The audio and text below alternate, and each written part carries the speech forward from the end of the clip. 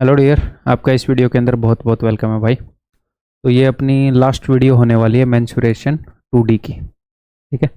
इसके अंदर कुछ मैं सर्कल के मिसलेनियस क्वेश्चंस करूँगा। स्टार्टिंग में मैं क्या करूँगा, हम दोनों करेंगे, और उसके बाद मेंसुरेशन 2D के कुछ मिसलेनियस कंसेप्ट एंड में करेंगे। वो इसी वीडियो के अंदर सारा कवर हो जाएगा। ठीक है, तो चलिए जी क्वेश्चन ट्राई करो। ABC is a right angled triangle with hypotenuse BC।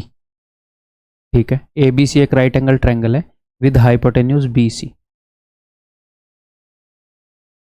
Hypotenuse है BC, यानी कि राइट एंगल हो गया A। BQC is a semi circle, BQC is a semi circle away from A with diameter BC। जैसे BQC semi circle है वैसे बनेगा, B और C है, इनके बीच में Q आएगा तो वो इधर भी बन सकता था वो सेमी सर्कल, और वो A से ही पास होगा। क्यों? क्योंकि सेमी सर्कल में 90 डिग्री का एंगल बनता है। लेकिन ये बोल रहे हैं अवे फ्रॉम A, यानी कि इस तरफ वाले की बात कर रहे हैं, इधर बनेगा। ठीक, इस वाले की बात नहीं कर रहे। ओके जी। एंड लाइंग बिटवीन, अच्छा ये तो हो गया, with diameter BC away from A with diameter BC। BPC तो ये तो हो गया BQC। BPC is an arc of a circle centred at A, यानी कि BPC एक सर्कल का आर्क है जिसका सेंटर A पर है। इस वाले सर्कल का सेंटर कहाँ पर है? ये वाला जो सर्कल है इसका डायमीटर BC है, तो एग्जैक्टली इसके बीच में है इस वाले सर्कल का सेंटर। एक और आर्क है जिसका सेंटर A पर है, अच्छा यहाँ पर प्रकार रखा है BPC है, यानी कि BPC, इनके बीच में P आएगा ऐसे, यहाँ पे प्रकार रख के ऐसे बना दिया गया। ठीक है जी, ओके, नो प्रॉब्लम। यानी कि ये क्या है, ये क्वार्टर सर्कल है, एक सर्कल का चौथा हिस्सा है, क्योंकि ये जो आर्क है ये सेंटर पर 90 डिग्री एंगल बना रहा है। ओके जी। लाइंग बिटवीन BC और BQC के बीच में है ये, no problem. If AB has length 6, अगर AB की लंबाई 6 है, ठीक है जी, लेंथ 6, देन द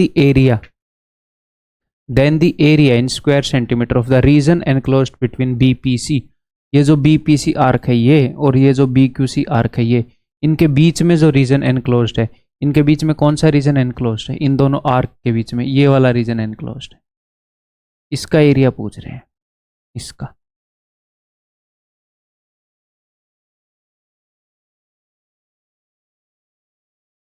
ये तो सबसे पहले देखो ये कैसे बताओगे, सोचो एक बार।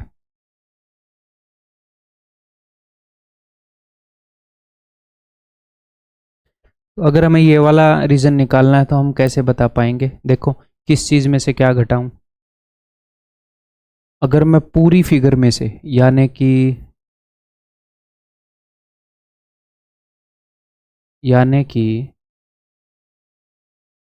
ये वाली फिगर, इस पूरी फिगर में से अगर मैं इस क्वार्टर सर्कल को घटा दूं, क्या आएगा?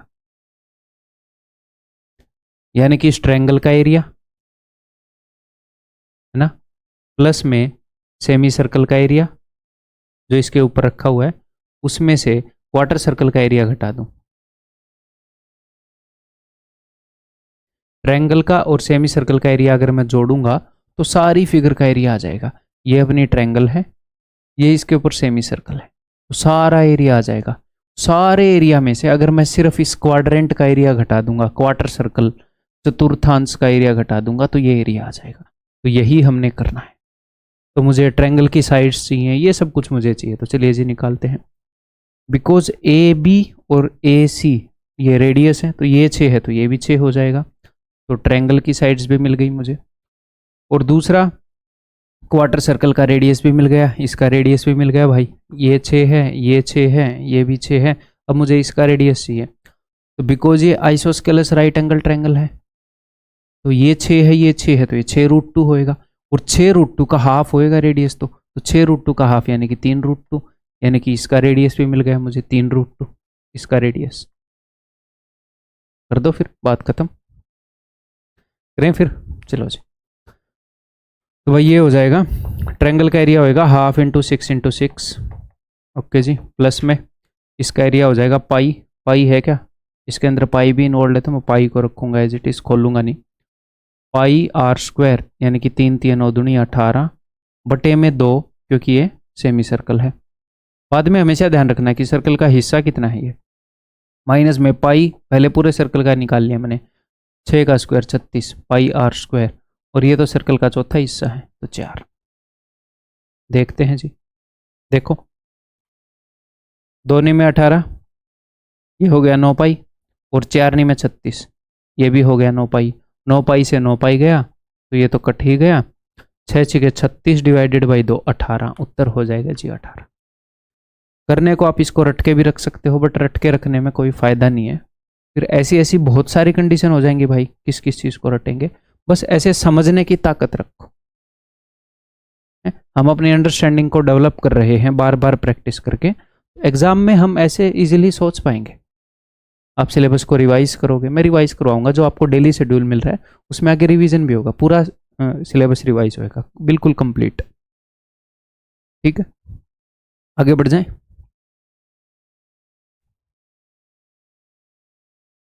बताओ, सोचो।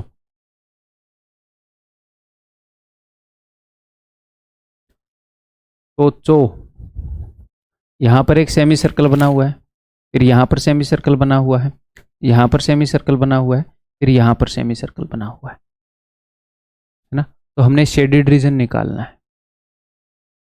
सवाल समझ ले पहले क्या है।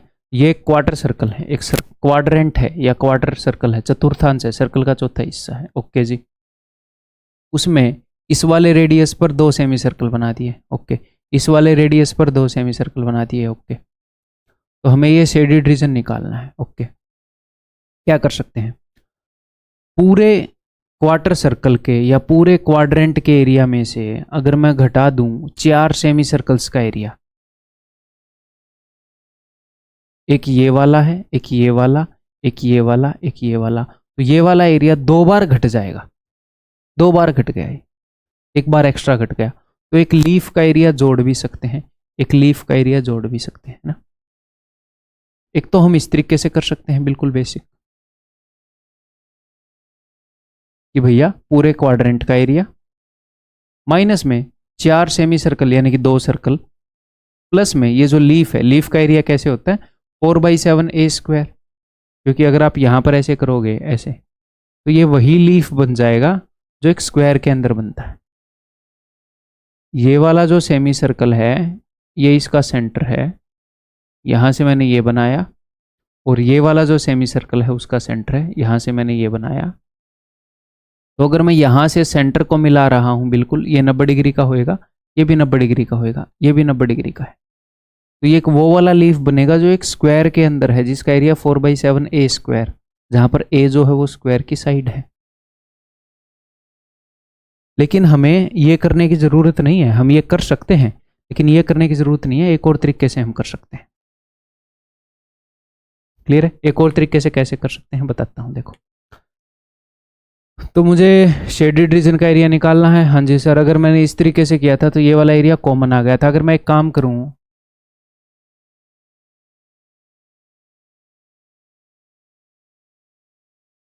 अगर मैं एक काम करूं,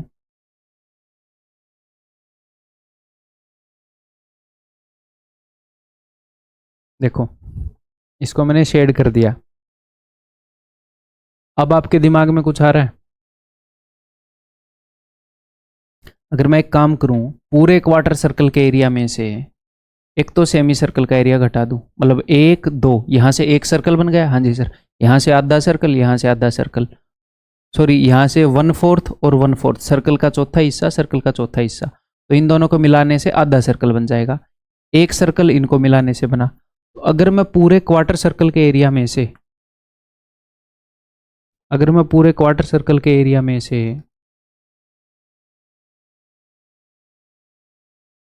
1.5 सर्कल का एरिया घटा दूं, 3/2 सर्कल्स का एरिया, एक सर्कल इन दोनों से बन गया, आधा सर्कल इनसे बन गया, और एक स्क्वायर का एरिया भी घटा दूं, इसको मैंने स्क्वायर ही बना दिया। टोटल करना क्या है, पूरे क्वार्टर सर्कल के एरिया में से ये घटाना है, ये घटाना है, ये घटाना है, ये घटाना है, ये घटाना है। मैंने कोई एरिया 2 बार काउंट ही नहीं किया। हम ऐसे भी कर सकते हैं, थोड़ा सा ज़्यादा ईजी पड़ेगा। अब कैसे भी कर लेते हैं, एग्जाम में कोई फर्क नहीं पड़ना था। ये मत सोचना मैं एग्जाम में ऐसे कैसे सोच पाऊंगा, कोई दिक्कत नहीं, आप कैसे भी कर लेते, बस कर लेते। ठीक है, करें फिर, चलो। तो भाई उसने ये बोला एक्स ए इज 7, अगर एक्स से लेकर ए यहाँ तक 7 है, ये 7 है भाई साहब, तो ये पूरा कितना हो जाएगा, ये 14 हो जाएगा। ये भी सेमी सर्कल है, ये भी सेमी सर्कल है, और ये कितना हो जाएगा, ये 7/2 हो जाएगा स्क्वायर की साइड, या फिर ये जो सेमी सर्कल है इनकी साइड 7/2। करें अब, ओके। पूरे क्वार्टर सर्कल का रेडियस है भाई साहब 7 का 2 गुना। तो अगर पूरा सर्कल होता तो इसका एरिया होना था 154 का 4 गुना, बट पूरा सर्कल कहाँ है, ये तो सर्कल का 1/4 है, माइनस 3/2 सर्कल हैं जिनका, यही है ना सर्कल, जिनका रेडियस है 7/2। तो भैया अगर पूरा सर्कल होता तो एरिया होता 154 का 1/4, 7 का आधे गुना है रेडियस, एरिया 154 का 1/4 टाइम्स हो जाएगा। और ऐसे ऐसे 3/2 सर्कल्स हैं, प्लस में स्क्वायर का एरिया, स्क्वायर की साइड है 7/2, तो 49/4। अब अगर हम कुछ कर सकते हैं तो करते हैं भाई। 4 से 4 कट जाएगा, बिकॉज इन दोनों के नीचे 4 है तो मैं यहाँ पर 4 रहने देता हूँ, इससे मैंने ये काट दिया। 70 ये 231, ठीक है। इसको मैं लिख दूंगा 154 माइनस में नीचे 4 लिखा हुआ है, ये भी 4 है, ये भी 4, इन दोनों का सम कर रहा हूँ। 4 और 3 7, 270, 280। 4 से अगर मैं काट दूंगा तो ये चला जाएगा 70 पर, 15 में से 7 गए 8, 84। अगर हम ऊपर वाले तरीके से करते तो भी ऐसे ही आना था। ठीक है, क्लियर है, आगे बढ़ जाऊं। इन क्वेश्चन से डरना नहीं है, ये सारे क्वेश्चन रेयर हैं, और जब आप रिवाइज करोगे तो ये क्वेश्चन हमारे लिए मतलब इजी टू मॉडरेट के बीच में आ जाएंगे, मॉडरेट भी नहीं रहेंगे। जितना ज़्यादा रिवीजन करोगे उतना ही ईजी साइड पे आ जाएंगे। करो भाई।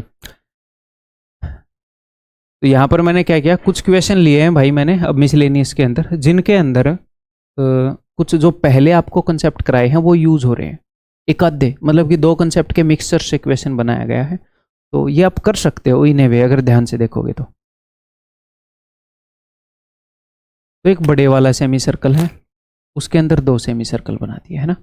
Late A B is equal to 4 and tangent B D, tangent B D है ये, यानी कि इस वाले सर्कल के भी टेंजेंट है, इस वाले सर्कल के भी टेंजेंट है। इसकी लंबाई है 4√3, ओके जी। Then the area bounded by 3 semi circles, तो 3 सेमी सर्कल द्वारा जो एरिया बाउंडेड है वो बताओ। कौन से एरिया की बात कर रहे हो, ये इस एरिया की बात कर रहे हैं।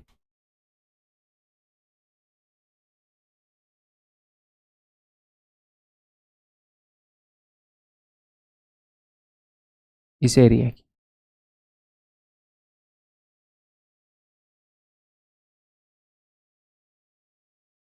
कैसे निकालेंगे भाई, ये एरिया हम निकालेंगे, हम सबसे बड़े वाला जो सेमी सर्कल है, सबसे बड़े वाला जो सेमी सर्कल, उसमें से हम घटा देंगे ये छोटे वाले सेमी सर्कल का एरिया और इस वाले सेमी सर्कल का एरिया, इन दोनों का एरिया घटा देंगे तो यही आ जाएगा। ठीक है, तो उसके लिए हमें क्या चाहिए, हमें इसका रेडियस चाहिए, इसका रेडियस चाहिए और बड़े वाले का रेडियस चाहिए, तभी तो सेमी सर्कल का निकलेगा एरिया।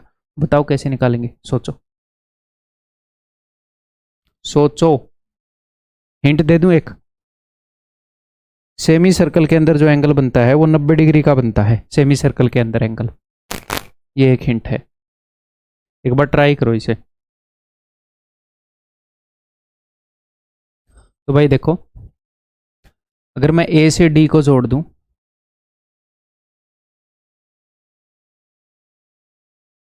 सी से डी को जोड़ दूं, तो ये 90 डिग्री का एंगल बनेगा। अब कुछ आपके दिमाग में आ रहा है, ये जो डी बी है ये टेंजेंट था, इस सर्कल का टेंजेंट बताया था, और इस सर्कल का जो सेंटर है यहाँ पर, सर्कल के सेंटर से अगर आप कोई लाइन, मान लो यहाँ पर कोई टेंजेंट बना हुआ है, सर्कल के सेंटर से अगर कोई लाइन पॉइंट ऑफ कांटेक्ट पर जाएगी तो 90 डिग्री बनाएगी। यहाँ पर भी ये 90 डिग्री है। अब कुछ दिमाग में आ रहा है, एक राइट एंगल ट्रायंगल के राइट एंगुलर वर्टेक्स से हमने एल्टीट्यूड खींची है, तो वो जितने भी सिमिलरिटी के अंदर मैंने आपको बताए थे वो सारे रूल लगेंगे। तो यहाँ पर हमें पता है कि डी बी का स्क्वायर इज इक्वल टू, हमें इतना पता है कि डी बी का square is equal to B A into B C. तो डी बी का स्क्वायर हो जाएगा 4 × 16 इंटू 3, और बी ए की वैल्यू है भैया 4, तो बी सी की वैल्यू इजीली आ जाएगी। तो ये हो जाएगी जी 12। अगर बी सी की वैल्यू 12 मिल गई तो आपको सब कुछ मिल गया। ये आप मेंटली भी कर सकते थे, इसका स्क्वायर है 4 × 16 = 48, 48 डिवाइडेड बाई 4 12, ऐसे करते हैं। ये तो जस्ट बाद में भी आप रिवाइज कर पाओगे ना भाई चीज़ों को, ठीक है। तो करें अब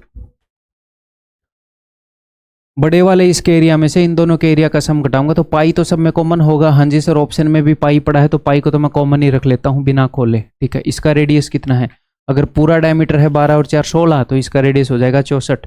तो पाई आर स्क्वायर बटे में 2 भी कर दो क्योंकि सेमी सर्कल है, तो पाई बाई 2 भी कॉमन ले लूँ क्या, ये लो, आप बोल रहे हो तो मानना पड़ेगा, ठीक है। ओके जी, तो बड़े वाले का एरिया माइनस इसका एरिया, इसका रेडियस हो जाएगी जी 2, पाई बाई 2 मैं ऑलरेडी ले चुका हूँ कॉमन, तो 2 का स्क्वायर 4, इसका रेडियस हो जाएगा भाई 6, तो 6 का स्क्वायर 36, ठीक है। तो उत्तर हो जाएगा पाई बाई 2 इंटू 64 में से 40 घटाऊंगा 24 बचेगा, 12 पाई इज द आंसर, ठीक है। Answer is option D. आगे बढ़ू, एक और करोगे ऐसे ही? Will you do one more question like this?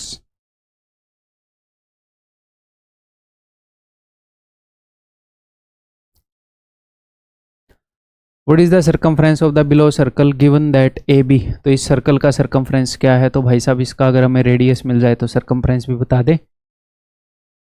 Given that AB is the diameter, AB diameter and XY is perpendicular to AB, और ये यहाँ पर 90 डिग्री बना रही है, तो डिट्टो वही काम हो रहा है। अगर मैं यहाँ से इसको मिला दूंगा तो मुझे पता है कि ये जो डायमीटर है ये 90 डिग्री का एंगल बनाता है। हाँ जी सर, 90 डिग्री का एंगल बनाता है। सेम सिचुएशन आ गई, एक राइट एंगल ट्रायंगल के अंदर राइट एंगुलर वर्टेक्स एल्टीट्यूड खींची गई है, तो इसका square is equal to this into this. इसका स्क्वायर यानी कि 25 को अगर मैं 3 से डिवाइड करूंगा तो ये आ जाएगा अपना ए एक्स। ए एक्स की वैल्यू आ गई भाई साहब 25/3। मुझे क्या निकालना है, हमें क्या निकालना है, हमें निकालना है पूरे इस बड़े सर्कल का सर्कमफ्रेंस, तो उसका रेडियस निकालना पड़ेगा। तो इसका रेडियस हो जाएगा इन दोनों का सम बटे में 2, बिकॉज ये तो डायमीटर है, तो 25/3 प्लस 3, तो 3 3 9 और 25 34/3 बटे में 2, डायमीटर बटे में 2 यानी कि 17/3। तो सर्कमफ्रेंस क्या हो जाएगा, वो हो जाएगा 2 पाई, एज इट इज पड़ा है 2 पाई आर, तो 17 दूनी 34/3 पाई, ऑप्शन सी, ठीक। आगे बढ़ूं, इजी था। बस यहाँ पर भी एक छोटा सा कंसेप्ट मिक्स करके बनाया है, आप देखो मुश्किल नहीं है इक्वेशन, अगर हम दूसरी चीज को देख पाए। ऐसे ब्रेक करो कि उसने हमसे पूछा क्या है, पहले एक बार स्टेटमेंट पढ़ लें। In the given figure O is the centre, O centre है of the semi circle of diameter 4, diameter 4 है तो ए ओ की लंबाई 2 है, ओ बी की लंबाई 2 है, यानी कि रेडियस 2 है, ठीक है जी। Angle A P B is 120, A P B ये 120 डिग्री है भाई, ठीक है जी। Find the area of the shaded region, shaded region का एरिया बताओ इसका। अब देखो, सबसे पहले देखो कि पूछा क्या है, सेगमेंट का एरिया पूछा है, तो सेगमेंट का एरिया कैसे बताते हो आप?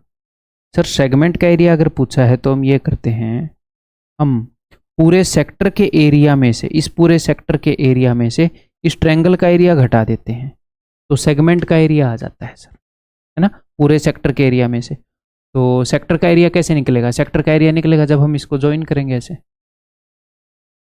ये सेक्टर है, यानी कि सेक्टर ओडीसी के एरिया में से अगर ट्रायंगल ओडीसी का एरिया घटाया जाए तो बात बन जाएगी। तो हम कब घटा पाते हैं सेक्टर के एरिया में से ट्रायंगल का एरिया? सर जब ये वाला एंगल पता हो तो तभी सेक्टर का एरिया निकलेगा। है। तो देखो और कितनी हिंट दूं, how much hint should I give you. अगर ये एंगल 120 डिग्री है तो ये एंगल भी 120 डिग्री है, हाँ जी सर, या फिर इसको भी 120 रहने तो कोई फर्क नहीं पड़ता, कहीं से भी उतर आ जाएगा। आगे ए बी डायमीटर है, उसको यूज करो। ए बी डायमीटर है, अगर ए बी डायमीटर है तो क्या होगा, अगर ए बी डायमीटर है तो यहां पर ये एंगल 90 डिग्री का बनेगा ये। अब ट्रायंगल ए डी पी में देखो, ए डी पी में ये इस साइड को बढ़ा दिया तो एक्सटीरियर एंगल है, इन दोनों एंगल के सम के बराबर होगा। तो अगर ये 90 है तो ये 30 होगा, 90 + 30 120। इसको भी एक्सटीरियर मान सकते थे, मैं बोल रहा था किसी से भी हो सकता है, 90 + 30 120, हाँ जी सर। अब देखो आर्क डीसी ने यहां पर 30 बना रखा है सरकमफ्रेंस पर, तो सेंटर पर क्या बनाएगा, 60 बनाएगा। तो ये छोटे छोटे कंसेप्ट मिलाए हैं बस, है ना। यही मैं बोल रहा हूँ कि आसान है ये लास्ट में जो क्वेश्चन पूछ रहा हूँ, लेकिन कुछ अलग अलग कंसेप्ट का मिक्सचर है। अब तो हम इजीली कर लेंगे, अब तो कोई दिक्कत ही नहीं है।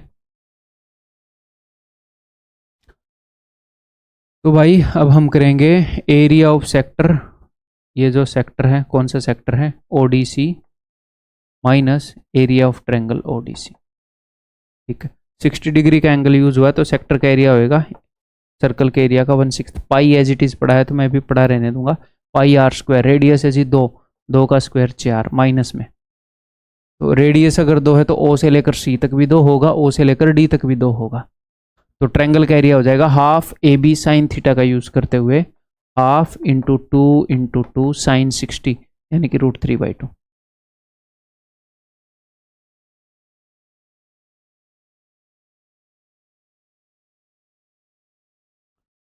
यानी कि 2/3 पाई माइनस √3।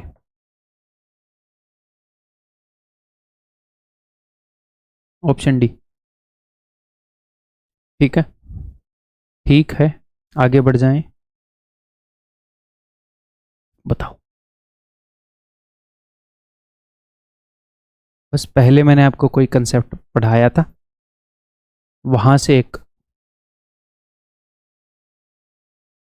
चीज यूज कर रहा हूं, वहां से एक रिजल्ट। ध्यान से देखो, ये सर्कल फंसा हुआ है, यहां पर भी एक क्वाड्रेंट है, यहां पर भी क्वाड्रेंट हो या सर्कल हो, क्या फर्क पड़ता है। ये वाली सिचुएशन है ये, आप इसको अगर पूरा बना दोगे, बस उसने बनाया नहीं, एग्जैक्टली सिचुएशन तो वही है, इन सर्कल्स का चौथा हिस्सा ले लिया उसने, ये सिचुएशन है। ठीक है, तो यहां पर मैंने क्या बताया था कि अगर इस सर्कल का रेडियस है भाई साहब r1, इस सर्कल का रेडियस है भाई साहब r2, इस सर्कल का रेडियस अगर r है तो 1/√r is equal to 1/√r1 plus 1/√r2। ठीक है, जस्ट आपको रिवाइज करवा रहा हूं, वहां पर भी ये करवाया जा सकता था, ऐसे ही रिवीजन होएगा, बार बार देखेंगे तो अगर ये किसी को याद नहीं था तो डरना नहीं है। अगर आप बार बार, अगर आप जो भी हम शेड्यूल बता रहे हैं उसे रेगुलरली फॉलो कर रहे हैं तो डरना नहीं है, अगर आप उसे फॉलो नहीं कर रहे तो भले ही आपको याद हो, आपको डरना है, क्योंकि रोज़ मेहनत कर रहे हो तो कोई दिक्कत नहीं है, सिलेक्शन होएगा।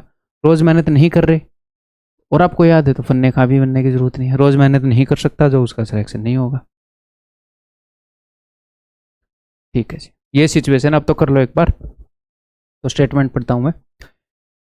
इन the figure P Q R S is a rectangle with P S equal to 1, तो पी एस की लंबाई 1 है भाई, तो यानी कि इस क्वाड्रेंट का रेडियस 1 है तो ये भी 1 हो जाएगा, और इस क्वाड्रेंट का रेडियस भी 1 हो गया, रेक्टेंगल की आमने सामने वाली भुजाएं बराबर होती हैं तो ये भी 1 हो जाएगा। ओके, अब ये बोल रहे हैं एक सर्कल को हमने यहाँ पर ड्रॉ कर दिया है, ठीक है जी, तो इस शेडेड रीजन का एरिया बताओ।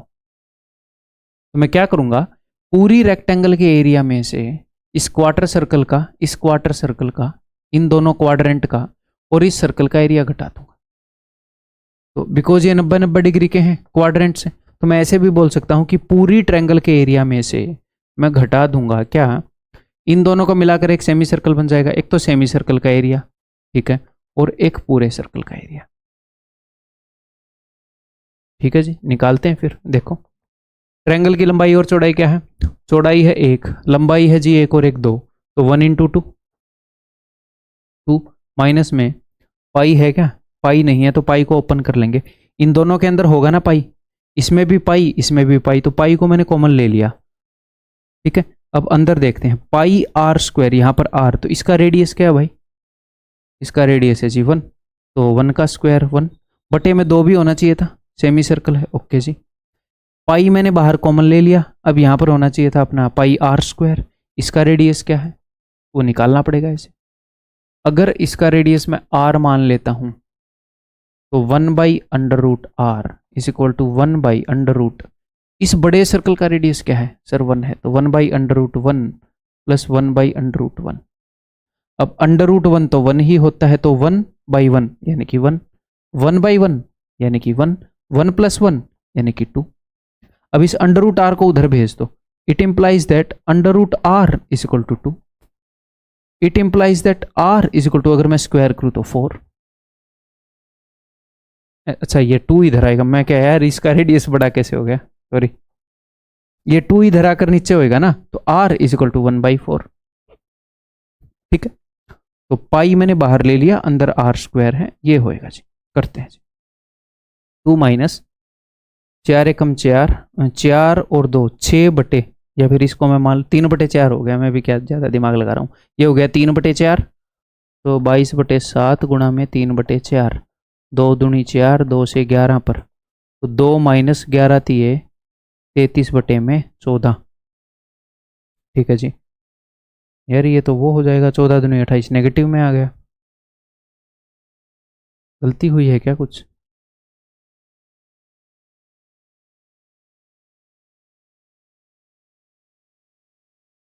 पाई, इसका रेडियस है 1, तो ये मैंने पाई 1 स्क्वायर कर दिया।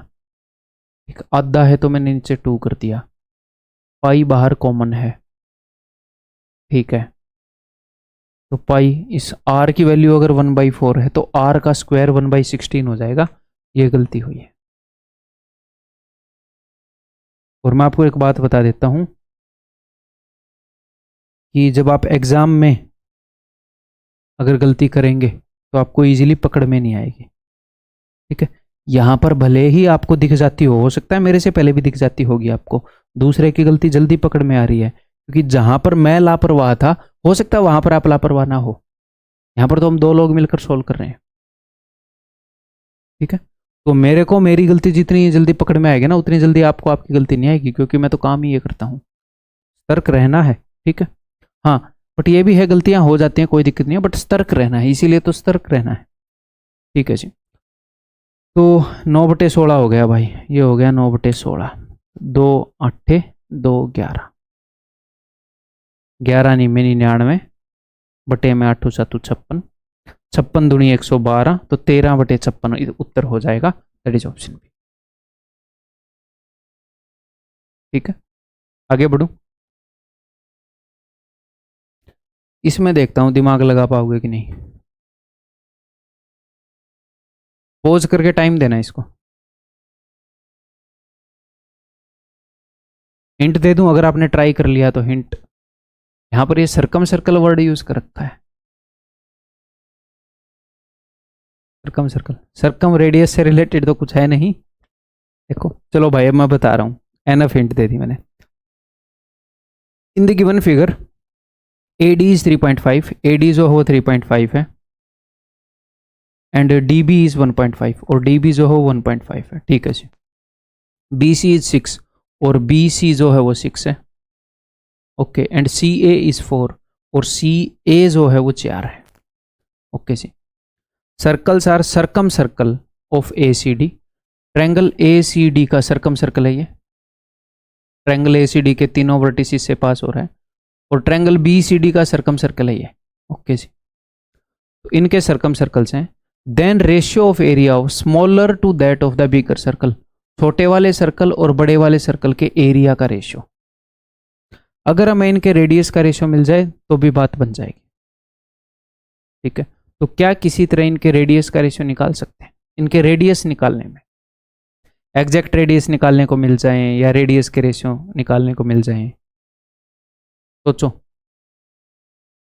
सर्कम रेडियस की बात हो रही है। एक ट्रायंगल है, एक ट्रायंगल के बाहर जो सर्कल है उसका radius circum radius. Circum radius का और ट्रायंगल का कोई फॉर्मूला आपने किया है? इंपॉर्टेंट है। अगर एक ट्रायंगल की तीनों साइड्स ए बी सी हैं तो मैंने आपको बताया है ट्रायंगल का area is equal to A B C upon 4r। Circumradius यही एक ही जगह जिक्र है ट्रायंगल के सर्कम रेडियस का, मैंने अब तक जो आपको कराया है उसके अंदर। ठीक है, तो हमें ट्रायंगल का एरिया चाहिए और हमें ट्रायंगल की तीनों साइड चाहिए। बेसिकली हमें तीनों साइड चाहिए होती हैं। ठीक है, तो हमारे पास तो सर दो ही साइड है। ठीक है, दो ही साइड है, कैसे बनेगी बात? तीसरी साइड तो अपने पास है नहीं। सोचो, मुझे उस ट्रायंगल का भी रेडियस निकालना है। हाँ जी सर, उस ट्रायंगल का भी रेडियस निकालना है। तो बेस एक्चुअल में हमें इनका रेडियस नहीं निकालना है, हमें तो इनके रेडियस का रेशियो निकालना है। हमें तो इनके रेडियस का रेशियो निकालना है। फिर सोचो, अगर मैं इस तीसरी साइड सी डी को एक्स मान लूं, तीसरी साइड सी डी को एक्स मान लूं, इस ट्रायंगल का एरिया और इस ट्रायंगल के एरिया का रेशियो निकालने लग जाऊं, इस ट्रायंगल का एरिया क्या होएगा? इस ट्रायंगल का एरिया होएगा A B C upon 4r। A B C upon 4r, वो r तो मुझे चाहिए। इस ट्रायंगल का area A B C upon 4r। Okay, और मैं दोनों के एरिया को मैं इक्वेट करने लग जाऊं तो इनके एरिया का रेशियो मुझे पता है क्या? क्योंकि आप खुद तो एरिया निकाल नहीं पाओगे, क्योंकि ये तीसरी साइड एक्स है, खुद कैसे निकाल पाओगे? क्या इन दोनों ट्रायंगल के एरिया का रेशियो आपको पता है? सोचो भाई, लाइन सी डी ने पूरी ट्रायंगल को देखो, ए बी सी को, लाइन सी डी ने बेस को जिस रेशियो में बांटा होगा उसी रेशियो में एरिया को बांटा होगा। बेस को जिस रेशियो में बांटा होगा उसी रेशियो में एरिया को बांटा होगा। तो मैं ऐसे बोल सकता हूं कि एरिया ऑफ, मैं यहां पर लिख ही देता हूं सब कुछ, है ना, इतना हमें एग्जाम में नहीं लिखना पड़ेगा। Area of triangle A D C is equal to 4 into X into 3.5 को 7/2 लिख रहा हूं, अपॉन इस वाले सर्कल का रेडियस मैं बोल देता हूं जी स्मॉल आर, क्योंकि ये छोटा है, upon 4r। A B C upon 4r किया है। And area of triangle B D C is equal to A B C, यानी कि 6 इंटू 1.5 इंटू एक्स अपॉन इस वाले सर्कल का एरिया मैं मान लेता हूं भाई साहब कैपिटल R इंटू 4r। ठीक है, और हमें एक और बात पता है कि area of triangle A D C upon area of triangle B D C is equal to 3.5 upon 1.5। Point से पॉइंट गया, 5 से काट दो, 5 7 35, 5 3 15। तो मुझे इन दोनों ट्रायंगल के एरिया का रेशियो पता है, तो मैं डायरेक्टली एग्जाम में क्या लिखता? मैं ये लिखता, देखो कि इस वाली ट्रायंगल का एरिया होएगा कि 4 इंटू एक्स इंटू 7/2 बटे में 4r। अब मैं लिख रहा हूं दूसरी वाली ट्रायंगल का एरिया, यहां पर नीचे लिख रहा हूं मैं, ये बी सी डी का, इसका एरिया हो जाएगा भाई ए इंटू में बी इंटू में 3/2 अपॉन में 4r, जो कि ऊपर चला जाएगा 4 इंटू कैपिटल R। इस ट्रायंगल का एरिया अपॉन में इस ट्रायंगल का एरिया, उसका रेशियो है 3.5:1.5, तो 5 7 35, 5 3 15। ये लिखते हैं हम एग्जाम में। ठीक है भाई, क्लियर है? और हम लिखेंगे, अगर आप इस क्वेश्चन को पहली बार देख रहे हो तो कैसे लिखोगे? आपका कोई स्पेशल कोटा है? अगर नहीं लिख पा रहे तो मजेदार बात है, कोई दिक्कत नहीं। तो भाई 2 से 2 गया और कुछ कटत रहा, 2 दूनी 4, 2 3 6। अच्छा, उधर भी कट रहा है, 3 से 3 गया। ठीक है, इस ऊपर वाले साथ से ऊपर वाला साथ गया। मुझे तो r और r का रेशियो चाहिए, तो ऊपर एक r, नीचे कहीं ना कहीं एक स्मॉल r होगा, बाकी सब कुछ उधर भेज देंगे। नीचे सिर्फ और सिर्फ 3 है, ऊपर जाकर ऊपर चला जाएगा ये, और इधर सिर्फ 2 है, ये नीचे चला जाएगा। तो इनके एरिया का रेशियो क्या होएगा? जो भी रेडियस का रेशियो है उसका स्क्वायर, यानी कि 9:4। ठीक है, तो उसने पहले छोटे वाले का पूछा है क्या, एरिया ऑफ स्मॉलर सर्कल, तो 4:9।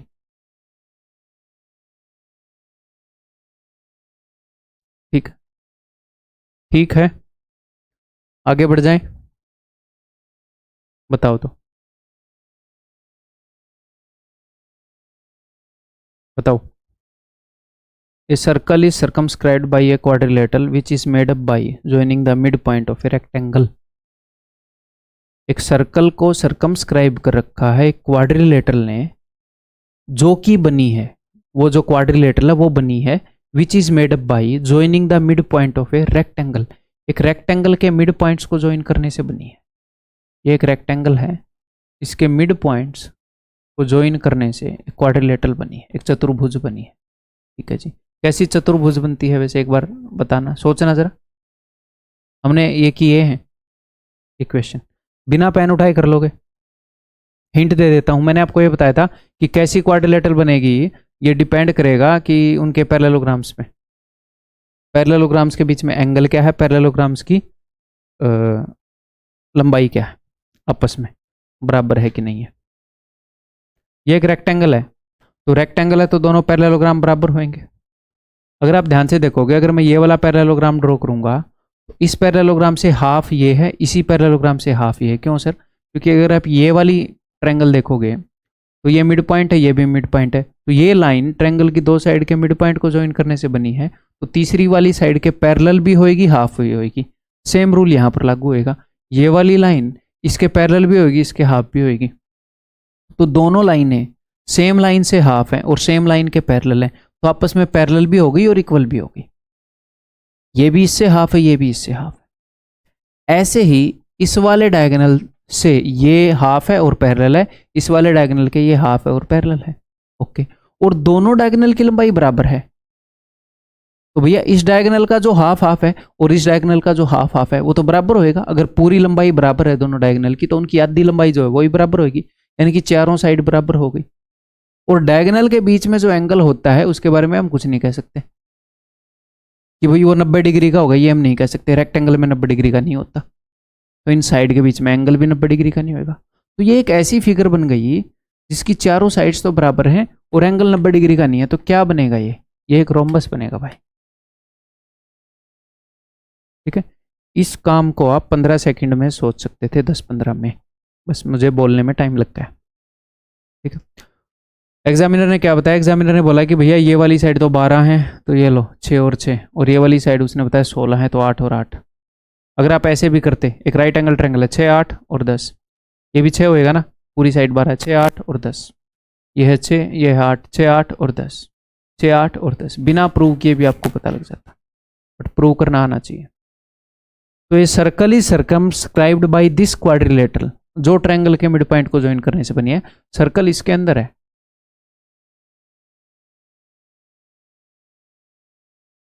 What is the area of the circle? Circle का एरिया बताओ। उसके लिए हमें सर्कल का रेडियस चाहिए। अब दिमाग लगाओ, एक रोम्बस के अंदर है सर्कल, क्या कर सकते हैं? यहां पर जो मैंने फॉर्मूला यूज किया है वो सर्कम सर्कल का यूज किया है ना, यहां पर मैं इन सर्कल का यूज करूंगा। रोम्बस के अंदर है, मैंने क्या बताया था कि किसी भी फिगर के अंदर हो सर्कल, चाहे ट्रायंगल हो या कोई भी फिगर हो, उसके अंदर हम ये बोल सकते हैं कि area of the quadrilateral is equal to R into S. अगर इन सर्कल कहीं पर भी है तो हर फिगर के लिए ये एरिया जो होता है ये क्वाड्रिलेटरल का होता है हमेशा। ये जो एरिया होता है इन फॉर्मूलों के अंदर, area of triangle ADC, ADC का होता है ना, area of triangle is equal to A B C upon 4r, radius अंदर वाले सर्कल का होता है। ठीक है, तो सर्कल का एरिया तभी निकलेगा जब उसका रेडियस निकलेगा, तो ये सर्कल का है। सेमी पेरीमीटर भी क्वाड्रिलेटरल का है, बस ये सर्कल का होता है रेडियस। तो क्या आप इस क्वाड्रिलेटरल का एरिया निकाल सकते हो? एक ऐसे रोम्बस का एरिया जिसमें 10 10 10 10 ये साइड्स हैं, बताओ कैसे निकालोगे? सर बेस इंटू हाइट चाहिए या डायगोनल्स की लंबाई चाहिए, है ना। रोम्बस का एरिया निकालने के लिए मुझे क्या चाहिए? उसके डायगोनल्स की लंबाई चाहिए। तो रोम्बस के इस वाले डायगोनल की लंबाई कितनी है? सर इस वाले डायगोनल की लंबाई है 16। रोम्बस के इस वाले डायगोनल की लंबाई कितनी है? इस वाले डायगोनल की लंबाई हो जाएगी भाई साहब 12। ये 12 है तो यही 12 होगा, मेट्रिकल होगी ये फिगर। तो रोम्बस का एरिया है, area is equal to R into S. Rhombus का एरिया हो जाएगा हाफ इंटू ये वाला डायगोनल इंटू ये वाला डायगोनल। लिख देता हूँ, नहीं तो बाद में आपको समझ नहीं आएगा। Half into 12 into 16 is equal to inradius, यानी कि अंदर वाले सर्कल का रेडियस, इंटू में रोम्बस का सेमी पेरीमीटर। तो रोम्बस का सेमी पेरीमीटर यानी कि दो साइड को जोड़ दो, 10 दूनी 20, बस मिल गया आपको आर। तो भाई 4 5 20, 4 3 12, 2 8 16। It implies that R is equal to 8 3 24/5। तो वो पूछ रहा है एरिया, तो एरिया हो जाएगा पाई आर स्क्वायर, पाई को उसने खोला नहीं है, तो pi r square is equal to pi into 576/25।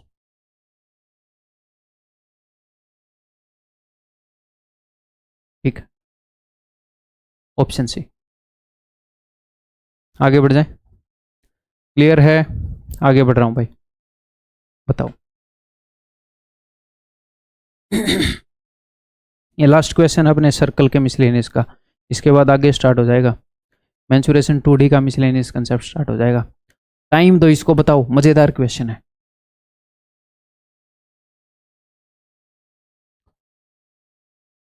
To circles with centre P and Q cut each other at two distinct points A and B। दो सर्कल हैं, एक सर्कल का नाम है P, एक सर्कल का नाम है Q। ये एक दूसरे को, to circles with centre P and Q, अच्छा, ये एक दूसरे को दो अलग अलग पॉइंट पर काट रहे हैं, A और B पर, एट टू डिस्टिंक्ट पॉइंट। ये सेम पॉइंट पर भी काट सकते हैं एक दूसरे को। सर कैसे? अगर ये एक ही पॉइंट पर टच करेंगे तो ये सेम पॉइंट पर ही काट रहे हैं एक दूसरे को, लेकिन ये अलग अलग पॉइंट पर काट रहे हैं। ठीक है, यानी कि एक दूसरे के अंदर घुसे हुए हैं फिलहाल। Okay, the circles have the same radii, दोनों के रेडियस सेम है, and neither P nor Q falls within the intersection of the circles. ये बोल रहे हैं ना तो P और ना ही Q इनके इंटरसेक्शन के अंदर पड़ता है, यानी कि एग्जामिनर बोल रहा है कि एक दूसरे को ऐसे भी नहीं काट रही है कि बिल्कुल ऐसे कि भाई इस सर्कल का जो सेंटर है और इस वाले सर्कल का जो सेंटर है वो एक दूसरे के अंदर पड़ रहा हो, ऐसे नहीं काट रहे। ठीक है जी, कोई दिक्कत नहीं है। What is the smallest range that include all the possible values of angle AQP। तो छोटी से छोटी रेंज बताओ जो एंगल AQP की स्मॉलेस्ट पॉसिबल रेंज कवर कर रही है। एंगल AQP है वो smallest possible range. Smallest possible range का मतलब क्या है? आप ये बोल दोगे कि एंगल AQP 0 और 1 लाख डिग्री के बीच में, वो तो होगा ही। 0 और 1 करोड़ डिग्री के बीच, वो तो होगा ही स्मॉलेस्ट। यानी कि मिनिमम क्या वैल्यू हो सकती है, मैक्सिमम क्या वैल्यू हो सकती है, वो रेंज बताओ। अब आप सोचो, पॉज करके सोचो।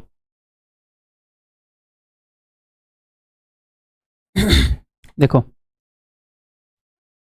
अगर मैं ये दोनों सर्कल एक दूसरे के अंदर ऐसे हैं, अगर मैं इनको ऐसे धकेल दूं तो ये एक दूसरे के पास आएंगे, और इस वाले सर्कल का सेंटर इस वाले सर्कल में घुस जाएगा, इस वाले सर्कल का सेंटर इस वाले सर्कल में घुस जाएगा, लेकिन वैसा होने नहीं देना।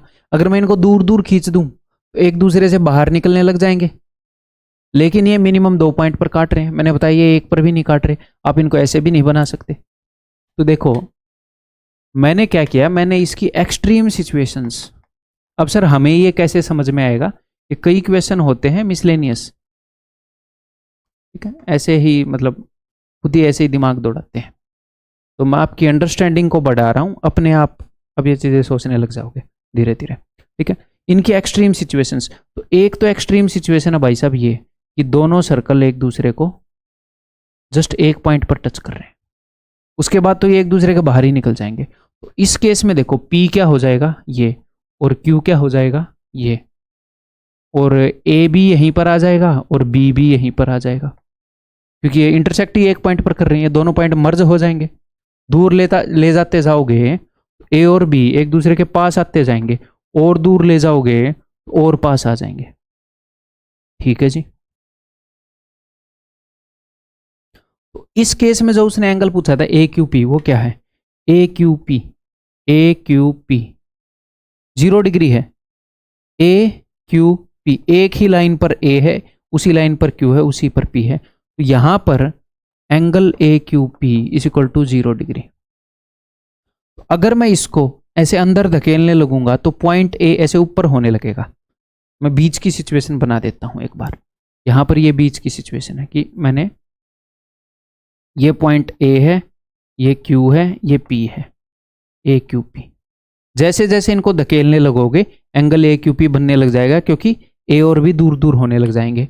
तो इससे आगे की सिचुएशन, अगर मैं इनको जरूरत से ज्यादा धकेल दूं वो कौन सी सिचुएशन है जिस तक इनको नहीं धकेल सकते? सबसे पहली सिचुएशन ये नहीं है कि सर इनको आपस में मिला देंगे, मिला नहीं सकते सर ना। सबसे पहले कब वोइलेट हो रही है कंडीशन, कब कंडीशन आप तोड़ रहे हो? सबसे पहले जब इनके सेंटर्स एक दूसरे के ऊपर आ जाते हैं। एग्जामिनर ने बोला था इनके सेंटर एक दूसरे के अंदर नहीं जा सकते, तो जब एग्जैक्टली ऊपर आ जाते हैं धकेलते धकेलते, उसके बाद तो अंदर चले जाएंगे। तो सर यहां पर है ए, यहां पर है पी, इसका सेंटर यहां पर है क्यू, तो एंगल ए क्यू पी क्या हो रहा है? Angle A Q P. तो भैया अब ध्यान से देखो, जो लेफ्ट वाला सर्कल है, जब भी दो इक्वल सर्कल एक दूसरे के सेंटर से पास हो रहे हैं, पहले हम ये कर चुके हैं तो डायरेक्ट रिजल्ट बता रहा हूं, तो ये इक्विलेटरल ट्रायंगल होती है। तो ये वाला एंगल क्यों होती है आप खुद निकालोगे, तो ये वाला एंगल 60 डिग्री हो जाएगा। ठीक है, ये एंगल कितना हो जाएगा? ये एंगल हो जाएगा जी 60 डिग्री। ठीक है, तो ये 0 डिग्री से स्टार्ट हुआ था, हमें वो वाली सिचुएशन नहीं चाहिए थी। थोड़ा सा और धकेलोगे तो ये 0.5 डिग्री 0.8 डिग्री चलता रहेगा, फिर 60 डिग्री तक आ जाएगा। हमें ये वाली भी नहीं चाहिए, हमें चाहिए 0 और 60 डिग्री के बीच वाली सिचुएशन, 0 और 60 डिग्री के बीच वाली सिचुएशन। ठीक है ब्रदर, आगे बढ़ जाऊं? ठीक है जी, अब हम आगे कर रहे हैं भाई मेंसुरेशन 2D। अब तक हम कर रहे थे सर्कल के मिसलेनियस क्वेश्चंस, जैसे मान लो स्क्वायर के मिसलेनियस क्वेश्चन। अब पूरे टॉपिक के मिसलेनियस क्वेश्चंस हैं। तो मिसलेनियस क्वेश्चंस तो नहीं है, बस 2 कंसेप्ट हैं, बाकी सारे क्वेश्चन तो हमने कर लिए हैं। ठीक है, कुछ ही क्वेश्चन के अंदर ये खत्म हो जाएंगे। चलिए जी करते हैं। सबसे पहले है मेंसुरेशन 2D के अंदर जो मैक्सिमा मिनिमा का एक कंसेप्ट यूज होता है, वो मैं आपको करवाऊंगा यहाँ पर। ठीक है, बड़े ही मज़ेदार तरीके से समझेंगे, सुनो ध्यान से। मैं इसको फ्रेम कर लूँ अपने दिमाग में सेंटेंस को। ठीक है, आप ऐसे सोचो, सपोज मैंने आपको हमारे पास एक फिक्स्ड लेंथ की, या तो वायर है, वायर मान लो, या धागा मान लो, है फिक्स लेंथ की वायर है, ऐसे वायर मान लेते हैं।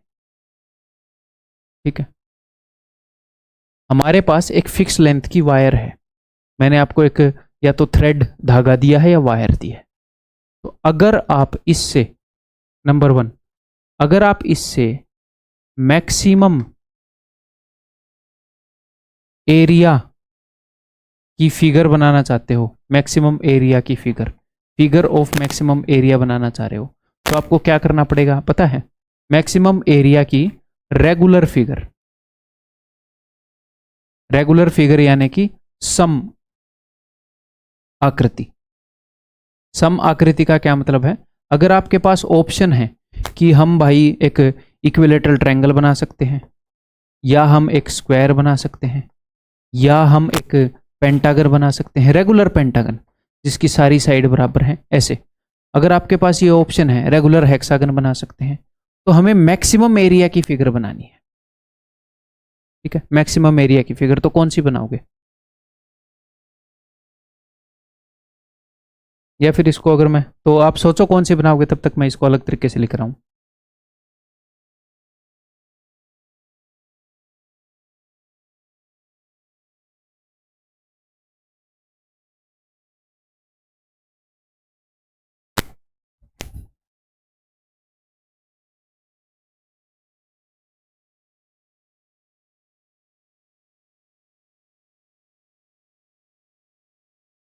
रेगुलर फिगर्स बनाई हमने उसी तार से मैंने एक बार इक्विलेटरल ट्रायंगल बनाई, फिर उसी लंबाई का एक और तार है मान लो, उससे मैंने स्क्वायर बनाया, उसी तार से ये बनाया। तो पता है क्या होगा?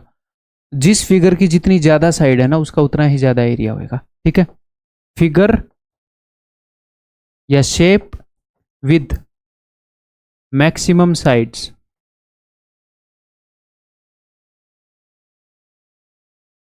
Will have more area. Simple. अगर मैं आपको एक बात बोलता हूं, अगर मैंने आपको एक रस्सी दे दी और मैंने बोला कि इस रस्सी से तुम जितने भी एरिया के ऊपर, जितने भी एरिया को ऐसे घेर पाओगे उतनी जमीन तुम्हारी। मैं आपको ऐसे बोल दूं तो कौन सी फिगर बनाओगे? कौन सी फिगर बनाओगे? आपको फिर सर्कल बनाना चाहिए, क्योंकि सर्कल के अंदर इनफाइनाइट साइड्स है। अगर आप ध्यान से देखोगे, एक ट्रायंगल है, इसके अंदर मैंने एक और साइड ऐड कर दी तो स्क्वायर बन गया, इसके अंदर एक और साइड ऐड कर दी तो ये बन गया, इसके अंदर एक और साइड ऐड कर दी तो हेक्सागन बन गया। तो ये सर्कल की तरह बनते जा रहे हैं ना, ऐसे ज्यादा खुलते जा रहे हैं ये सारी फिगर्स। तो सर्कल एक ऐसी फिगर है जिसके अंदर इनफाइनाइट साइड्स हैं। तो इसके अंदर मैक्सिमम एरिया होगा, उससे कम एरिया इसका होगा, उससे कम एरिया। यानी कि अगर किसी की मैंने 1 करोड़ साइड बना दी, 1 करोड़ साइड इसी से, और एक की साइड मैंने बनाई 99,99,999, तो उसका एरिया थोड़ा सा कम होगा। जितनी ज़्यादा साइड उतना ज़्यादा एरिया गिरेगा। तो इनफाइनाइट साइड होती है सर्कल की, ये मैक्सिमम एरिया घेरेगा। तो यहाँ पर इसका मतलब क्या है कि इफ पेरीमीटर इज फिक्स्ड और हमने मैक्सिमम एरिया घेरना है, तो जितनी ज़्यादा साइड होंगी उतना ज़्यादा एरिया गिरेगा। ये एक रूल है। ठीक है भाई साहब, क्लियर है? ये बात समझ में आ गई? अगर आप इसको इजीली याद कर पाओगे कि अगर मैं आपको एक रस्सी दे दूं और मैं आपको बोलूं जितनी ज़मीन घेर लोगे उतनी ज़मीन आपकी, तो सर्कल बनाओगे। क्योंकि आप क्यों बनाओगे, देखो अब मैं आपको याद भी करवाता हूं। मान लो आपने ऐसे इक्विलेटरल ट्रायंगल बनाई, फिर आपका भाई आकर बोलेगा अरे भाई तूने इक्विलेटरल ट्रायंगल बना दी, इसको, इस रस्सी को थोड़ा सा ऐसा कर देना, यहाँ से थोड़ी सी और ज़मीन मिल जाएगी, थोड़ा सा ऐसा कर देना। फिर आप सोचोगे, फिर आप स्क्वायर बनाओगे कि इसको आप ऐसे खोल रहे हो। आप बोलोगे इसको थोड़ा खोल दूं, यहां से भी थोड़ा रस्सी को दूर ले जाऊं, यहां से भी थोड़ा रस्सी को दूर ले जाऊं। तो आप एट द एंड जब मैक्सिमम जमीन हथियाने की कोशिश करोगे तो आप इसे स्क्वायर ही बना दोगे। मैक्सिमम मैक्सिमम जमीन ऐसे खींच खींच के ऐसे। क्योंकि अगर आप इसको ऐसे अंडे टाइप की बना दोगे फिर कम कम जमीन हाथ लगेगी। ऐसे तो बनाने को आप ऐसे ही बना सकते हो, बट कम जमीन हाथ लगेगी। तो सर्कल बनाना पड़ेगा हमें ज़्यादा से ज़्यादा ज़मीन हथियाने के लिए, अगर हमारे पास पेरीमीटर फिक्स्ड है कि भैया यही रस्सी है, इसी से ज़मीन हथियाओ। तो एक तो ये कंसेप्ट हो गया। अब अगला कंसेप्ट इसी का सेकंड पार्ट दूसरे पेज पे लिख देता हूं मैं।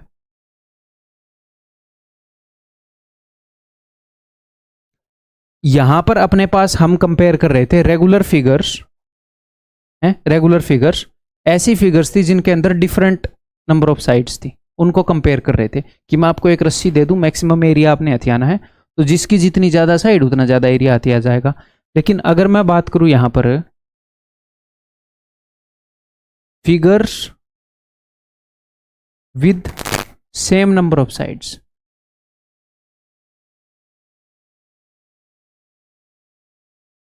तो more symmetrical figure will have more area. इसका क्या मतलब है अभी बताता हूं। More symmetrical figure means more area. Example लेके करते हैं। मान लो ये पहला एग्जाम्पल है भाई, फर्स्ट एग्जाम्पल। यहां पर अगर मैंने एक इक्विलेटरल ट्रायंगल बनाऊं, मैं एक आइसोस्केलस ट्रायंगल बनाऊं, उसी रस्सी से एक राइट एंगल ट्रायंगल बना दूं, एक स्केलन ट्रायंगल बना दूं, तो सबसे ज्यादा एरिया किसका होगा? सबसे ज्यादा एरिया इसका होगा। उससे कम एरिया किसका होगा? उससे कम एरिया इसका होगा। नहीं, उसके बाद हम कुछ नहीं कह सकते, क्योंकि आइसोस्केलस ट्रायंगल आप ऐसे ही बना सकते हो। इसमें क्या ही एरिया घेरा, मतलब बिल्कुल ऐसे, ये लंबी सी पेरीमीटर तो सारा खर्च हो गया, एरिया तो उसने घेरा ही नहीं। तो हम ये नहीं बोल सकते इसके अंदर कि पहले नंबर पर ये है, दूसरे पर ये, तीसरे पर, चौथे पर ये हम नहीं बोल सकते। उसके लिए तो हमें साइड सी है। बट ये मैं जरूर बोल सकता हूं कि अगर सेम रस्सी से आप अलग अलग तरह की ट्रायंगल बनाओगे, तो सबसे ज्यादा एरिया अगर आपने घेरना है और ट्रायंगल की फॉर्म में, इक्विलेटरल ट्रायंगल बनाओ। सबसे ज्यादा सिमेट्रिकल ट्रायंगल वही है। अगर आप सेम रस्सी से अलग अलग तरह की शेप बना रहे हो, लेकिन 4 साइडों वाली, एक ये बना दी है, एक रोम्बस बना दी, एक पैरेललोग्राम बना दिया और एक स्क्वायर बना दिया, तो ये सबसे ज्यादा एरिया घेरे के देगा आपको सेम पेरीमीटर के अंदर। मैक्सिमम एरिया इसका होगा, क्योंकि सबसे ज्यादा सिमेट्रिकल 4 साइडों की शेप यही है। किन्हीं बुक के अंदर नहीं है ये कंसेप्ट, बट इससे अपने 100% क्वेश्चन हो रहे हैं मैक्सिमम मिनिमा के, इससे और इससे। लोग क्यों नहीं पढ़ा रहे? बट इसके लिए आपको आदत होनी चाहिए बचपन से प्रैक्टिकली सोचने की। बुक की ना सोचें आप, प्रैक्टिकली सोचें। ठीक है, समझ में आ गया भैया? जितनी ज्यादा सिमेट्रिकल चीज उतना ज्यादा एरिया घिरेगा। यहां पर एक और बात बताऊं, अगर मैं ये बोल दूं कि भाई ट्रायंगल की एक ये साइड ये फिक्स है, ये 5 सेंटीमीटर की है, ट्रायंगल की एक और साइड ये फिक्स है, ये 5 सेंटीमीटर की है। अब किसी बंदे ने मेरे को दे दी 14 सेंटीमीटर रस्सी, 14 सेंटीमीटर रस्सी। अब वो बोल रहा है कि यहां पर ट्रायंगल बनाओ, तो अब मैं मैक्सिमम सिमेट्रिकल ट्रायंगल कैसे बना सकता हूं? वही बना सकता हूं ना कि 7 और 7। यहां पर इक्विलेटरल तो नहीं बनी, तो एक बंदे ने बनाई 7 और 7 इस 14 सेंटीमीटर से, दूसरे ने सपोज कुछ भी बना दी। आप ऐसे मान लो भाई एक जगह 6 एक जगह 8, तो ज्यादा एरिया इसका होगा। ये इक्विलेटरल ट्रायंगल नहीं है, बट उससे ज्यादा सिमेट्रिकल है, उससे ज्यादा सिमेट्रिकल है। जो 14 सेंटीमीटर उसको हमने इक्वली बांटा। समझ में आ गई बात? इन चीजों को हम मैथमेटिकली प्रूव कर सकते हैं, कोई भी दिक्कत नहीं है। जो भी चीज मैथ्स के अंदर मैथमेटिकली प्रूव हो सकती है, बट इनको ऐसे देखने में हमें फायदा हो रहा है। ठीक है, तो मैं ऐसे दिखा रहा हूं आपको। तो अब कुछ क्वेश्चन करें, क्वेश्चन करने के लिए तैयार हो? लो जी देखो, और एक और बात यहां पर लिख दूं कि सबसे ज्यादा एरिया होएगा इन सारी फिगर्स में इसका, दूसरे पर इसका, तीसरे पर इसका, चौथे पर इसका, पांचवें पर इसका। इन सारी फिगर्स में पहले नंबर पर जो एरिया है वो होएगा इसका, बाकियों का वी कैन नॉट से, हमें नहीं पता भैया। इन फिगर्स के अंदर सबसे ज्यादा एरिया होगा पहले नंबर पर इसका, बाकियों का नहीं कह सकते। फिर सब कुछ देखना पड़ेगा, फिर एरिया निकालना पड़ेगा, इनकी साइड इनके एंगल देखने पड़ेंगे। इन दोनों फिगर में सबसे ज्यादा एरिया होगा इसका पहले नंबर पर। ठीक, क्लियर है? आगे बढ़ जाऊं, बताओ।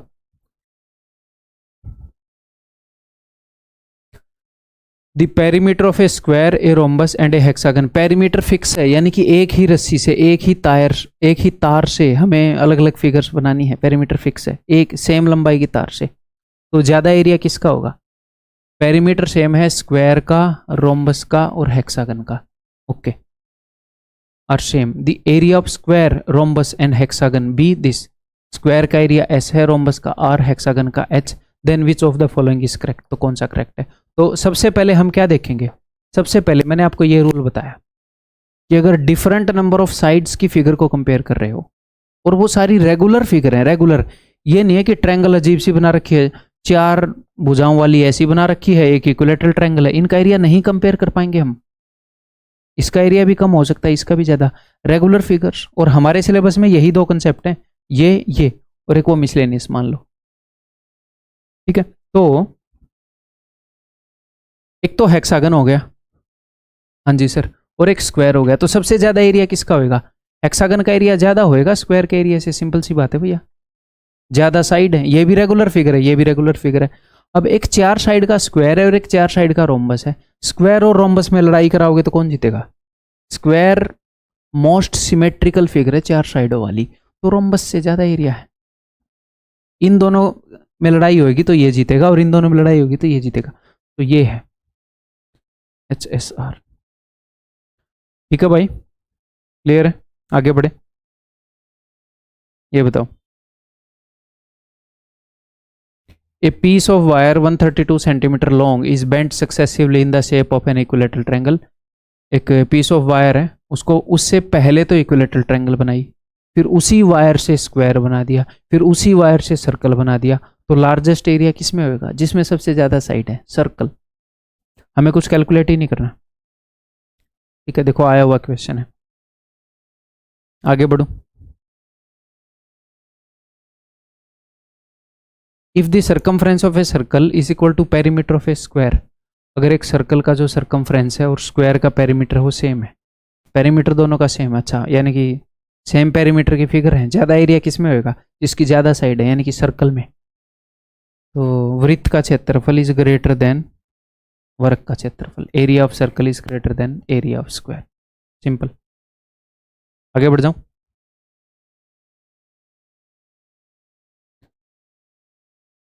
बताओ भाई, what is the maximum area of a rectangle the perimeter of which is 18 centimetre. एक रेक्टेंगल का मैक्सिमम एरिया बताना है जिसका पेरीमीटर 18 सेंटीमीटर है।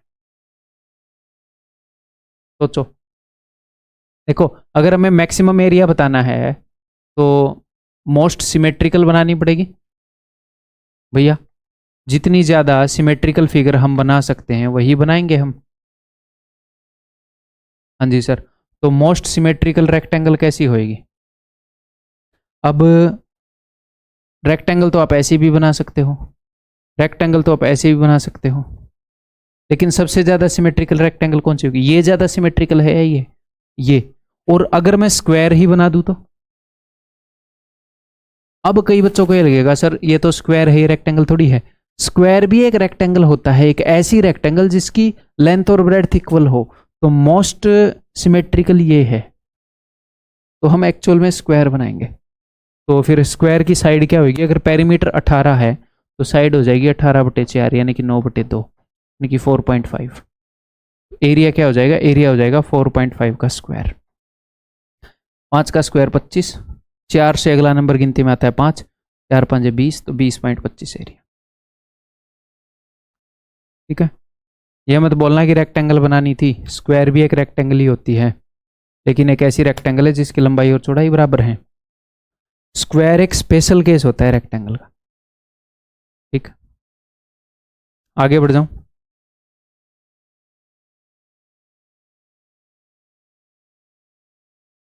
ये बताओ,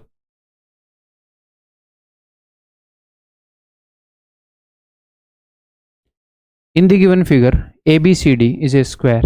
गिवन फिगर के अंदर ABCD एक स्क्वायर है, हुज साइड इज 4 सेंटीमीटर, जिसकी साइड जो है वो 4 सेंटीमीटर है। ठीक है जी। P is a point on side AD, P एक पॉइंट है साइड AD के ऊपर।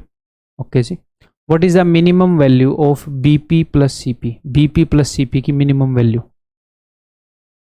बताओ कैसे आएगी, सोचो। मिनिमम यानी कि कम से कम वैल्यू होनी चाहिए किसकी?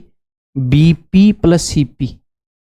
BP और CP, यहां पर एक ट्रायंगल बन रही है, उस ट्रायंगल को देखो जरा। इस ट्रायंगल की ये वाली साइड तो फिक्स है, BC तो फिक्स है। अब ये पॉइंट P है, ये कहां पर है ये हमें नहीं पता। पॉइंट P यहां पर भी हो सकता है, कहीं पर भी हो सकता है, एग्जैक्टली बीच में भी हो सकता है या फिर साइड में भी हो सकता है। ठीक है, तो BP प्लस CP किस चीज का हिस्सा है? इस ट्रायंगल के, इस ट्रायंगल के पेरीमीटर का हिस्सा है। तो मुझे पेरीमीटर की मिनिमम वैल्यू चाहिए, मिनिमम वैल्यू। ठीक है सर, आप तो एरिया के मैक्सिमम की बात कर रहे थे अब तक, ये पेरीमीटर के मिनिमम पर क्यों आ गए? देखो बताता हूं आपको। ये जो ट्रायंगल है BPC, इसका बेस क्या है? इसका बेस है ये, हाँ जी सर। और इसकी हाइट है ये, हाँ जी सर। इसकी हाइट तो फिक्स्ड है, इसका बेस भी 4 है, इसकी हाइट भी 4 है, हाँ जी सर। इसका एरिया फिक्स्ड है। ठीक है, अब मैं आपसे एक उल्टा क्वेश्चन पूछूंगा। पहले मैंने आपको ये बोला कि मैंने आपको एक फिक्स रस्सी दी, एक फिक्स रस्सी दी कि भाई इस रस्सी से मैक्सिमम एरिया घेर कर दिखाओ, तो आप क्या बनाओगे? आप बोलोगे सर मैं तो सर्कल बनाऊंगा, मैक्सिमम एरिया घिरेगा। अब मैं अगर उल्टा क्वेश्चन पूछूं कि हमारे पास एरिया फिक्स्ड है, हमने एरिया फिक्स्ड ही घेरना है, तो मिनिमम पेरीमीटर कौन सी फिगर का होता है? मिनिमम पेरीमीटर में मैक्सिमम एरिया कौन सी फिगर घेरती है? सर्कल उसी रस्सी में मैक्सिमम एरिया घेर के दे देता है, मतलब कि मिनिमम पेरीमीटर के अंदर मैक्सिमम एरिया घेर के दे देता है। ठीक है, तो अगर हमारे पास एरिया फिक्स्ड है, सेम एरिया का मैं सर्कल बनाऊं, सेम एरिया का मैं हेक्सागन बनाऊं 6 साइड वाला, सेम एरिया का मैं 5 साइड वाला बनाऊं, सेम एरिया है, तो सेम एरिया को मिनिमम पेरीमीटर में सर्कल घेरता है। अगर सेम एरिया मुझे हेक्सागन से घिरवाना है तो वो थोड़ा सा ज्यादा पेरीमीटर लेकर घेरेगा। सेम एरिया को इक्विलेटरल ट्रायंगल थोड़ा सा और ज्यादा पेरीमीटर लेकर घेरेगी।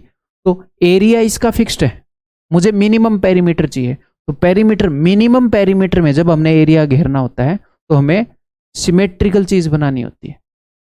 ठीक है, तो इसको हम देखो, BC तो फिक्स हो गई, BC को कंट्रोल नहीं कर सकते, बट BP और PC इसको मिनिमम करना है, तो कैसे मिनिमम कर पाओगे? सिमेट्रिकल बना दो इसको, आइसोस्केलस ट्रायंगल बनाओ। इस P को बिल्कुल बीच में लो, P को बिल्कुल बीच में लो आप, तो आइसोस्केलस ट्रायंगल बन जाएगी। तो मिनिमम पेरीमीटर के अंदर ये एरिया घिरेगा।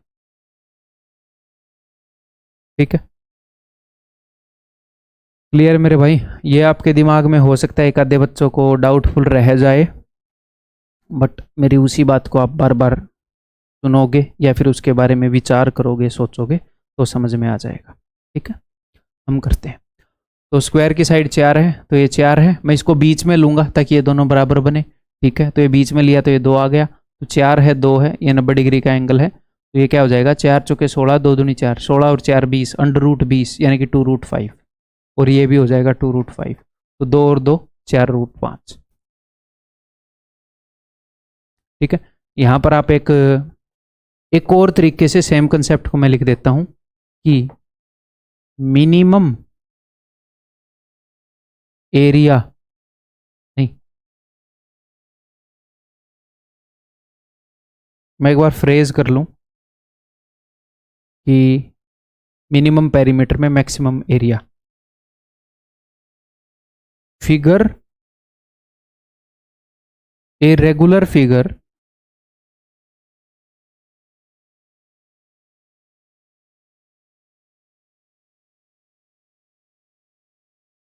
विद मोर साइड्स, एक ऐसी figure with a regular figure with more sides cover maximum area in maximum area with minimum perimeter.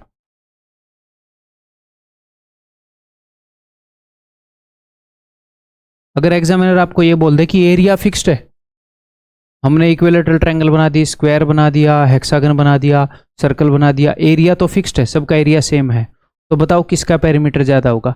तो सर्कल फेमस है मिनिमम पेरीमीटर में मैक्सिमम एरिया घेरने के लिए। तो अगर एरिया सेम है तो सेम एरिया को सर्कल ने सबसे कम पेरीमीटर में घेरा होगा, और इधर जो इक्विलेटरल ट्रायंगल है उसने सबसे ज़्यादा पेरीमीटर में घेरा होगा सेम एरिया को। सेम एरिया को घेरने के लिए सबसे ज़्यादा पेरीमीटर लिया होगा उसने। क्लियर हो गया, आगे बढ़ जाऊँ। ये देखो, ये कुछ ऐसे क्वेश्चन है इसी चीज़ को मतलब कि ब्रेनस्टॉर्म करने के लिए, तो इनसे डरना नहीं है आपने। There is a square field of side 500 metre length, एक स्क्वायर फील्ड है जिसकी साइड जो है वो 500 मीटर है। इनको मैथमेटिकली अलग अलग तरीक़ों से कर सकते हैं, बट हम बहुत ईजिली इस अंडरस्टैंडिंग से कर सकते हैं इसको। स्क्वायर है जिसकी साइड 500 मीटर है, it has a compound wall against along its perimeter at one of its corner, इसके किसी कॉर्नर के ऊपर कंपाउंड वॉल है, यानी कि कोई दीवार बना रखी है इसने, ठीक है जी।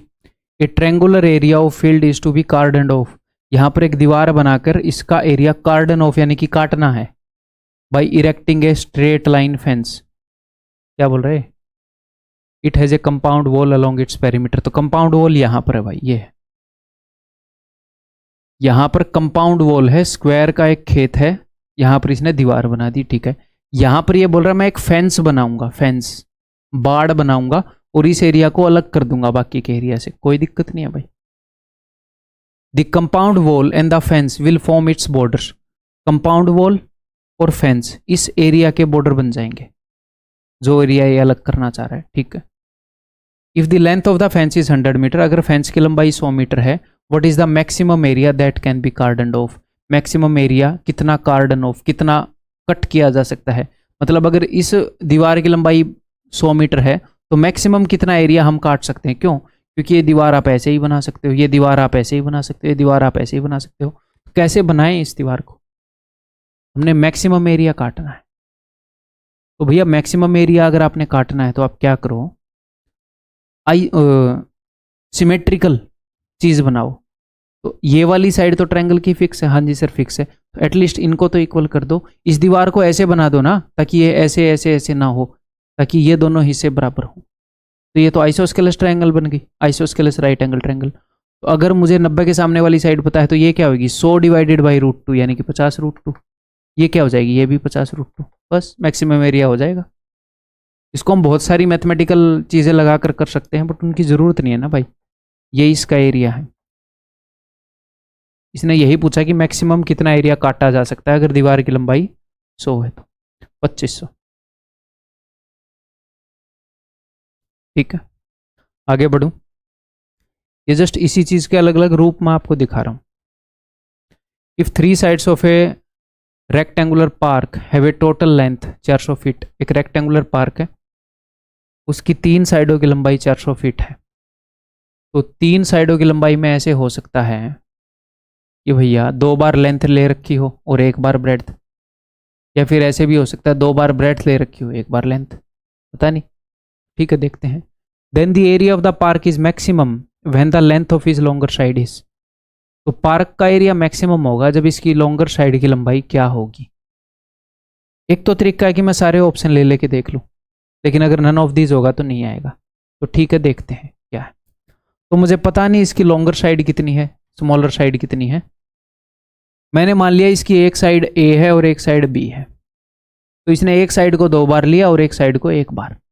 Length of its 3 sides.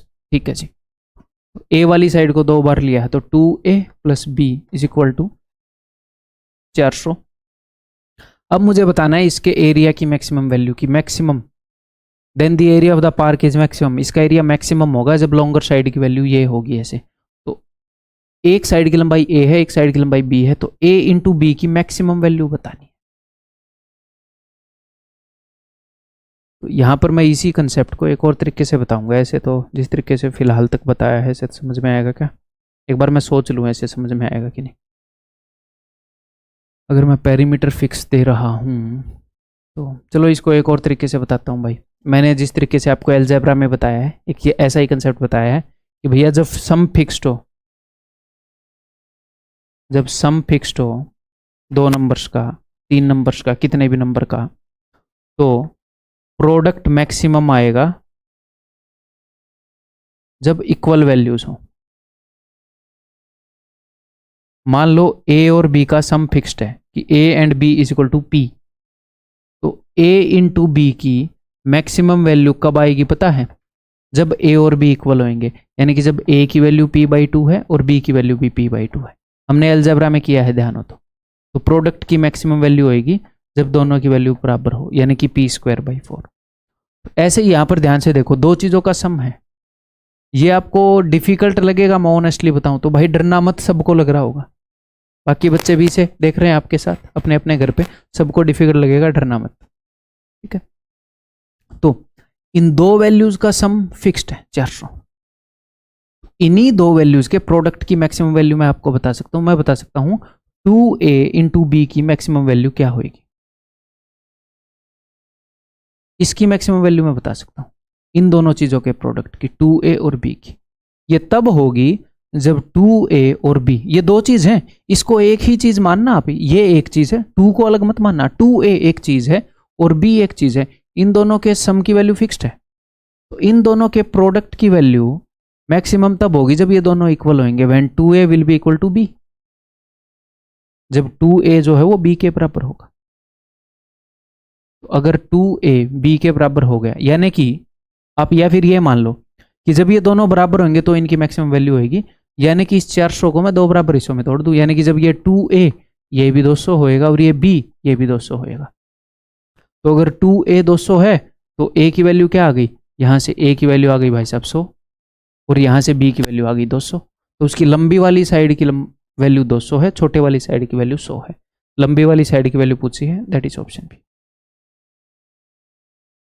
आप ये मान लो, ये मेरे को आपको ये कंसेप्ट पहले बताना चाहिए था, एक क्वेश्चन दिखाने से पहले रिवाइज कराना था।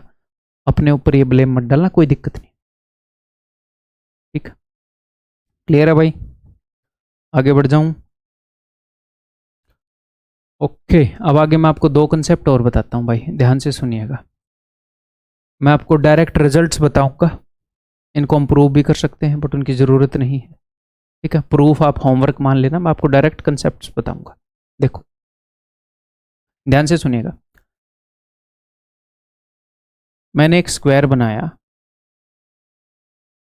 मैंने यहाँ पर ये मिड पॉइंट है, यहाँ पर ये मिड पॉइंट है, यहाँ पर ये मिड पॉइंट है, यहाँ पर ये मिड पॉइंट है, इसके मिड पॉइंट्स को जोड़ते हुए एक और स्क्वायर बना दिया। स्क्वायर ही है ना पहले, हाँ स्क्वायर इनसाइड स्क्वायर। अब ये जो अंदर वाला स्क्वायर है, इसके मिड पॉइंट्स को जोड़ते हुए मैंने एक और स्क्वायर बना दिया। फिर इसके मिड पॉइंट्स को जोड़ते हुए मैंने एक और स्क्वायर बना दिया। ठीक है, तो इन स्क्वायर्स के बीच में एक रिलेशन है। मुझे एक बात बताओ, बड़ा कौन सा स्क्वायर है? अंदर वाला स्क्वायर बड़ा है या बाहर वाला स्क्वायर बड़ा है? बाहर वाले स्क्वायर बड़े हैं, अंदर जाते जाएंगे तो छोटे होते जाएंगे। तो मैं आपको इनकी 1 डायमेंशनल वैल्यूज के बीच में रिलेशन बता रहा हूं। 1 डायमेंशनल वैल्यूज के बीच में रिलेशन, व्हेन गोइंग आउटसाइड। ध्यान से सुनिएगा, वन डायमेंशनल वैल्यूज अगर आप बाहर की तरफ जा रहे हो तो रूट 2 टाइम्स होती हैं। मैं कहना क्या चाह रहा हूं, अगर इस अंदर वाले स्क्वायर की साइड, अगर इसकी साइड अगर 5 सेंटीमीटर है तो इसके जस्ट बाहर वाले स्क्वायर की साइड 5 रूट 2 सेंटीमीटर होगी, और उसके जस्ट बाहर वाले स्क्वायर की साइड इसकी साइड के कंपैरिजन में रूट 2 गुना होगी, और इसके बाहर वाले स्क्वायर की साइड इसके कंपैरिजन में रूट 2 गुना होगी। ठीक है, प्रूफ भी बहुत इजी है। अंदर वाला जो स्क्वायर है, अंदर वाले स्क्वायर का जो डायमीटर है ना भाई, अंदर वाले स्क्वायर का जो डायमीटर है, ये देखो वो बाहर वाले स्क्वायर की साइड का काम कर रहा है, और स्क्वायर का जो डायमीटर है वो उसकी साइड से रूट 2 गुना होता है। तो अंदर वाले स्क्वायर की साइड से बाहर वाले की साइड रूट 2 गुना है, फिर उससे बाहर वाले की साइड उससे रूट 2 गुना है, उससे बाहर वाले की साइड उससे रूट 2 गुना है। तो अगर वन डायमेंशनल चीजें ऐसी होती हैं, इसको मैं और अलग तरीके से लिख दूं,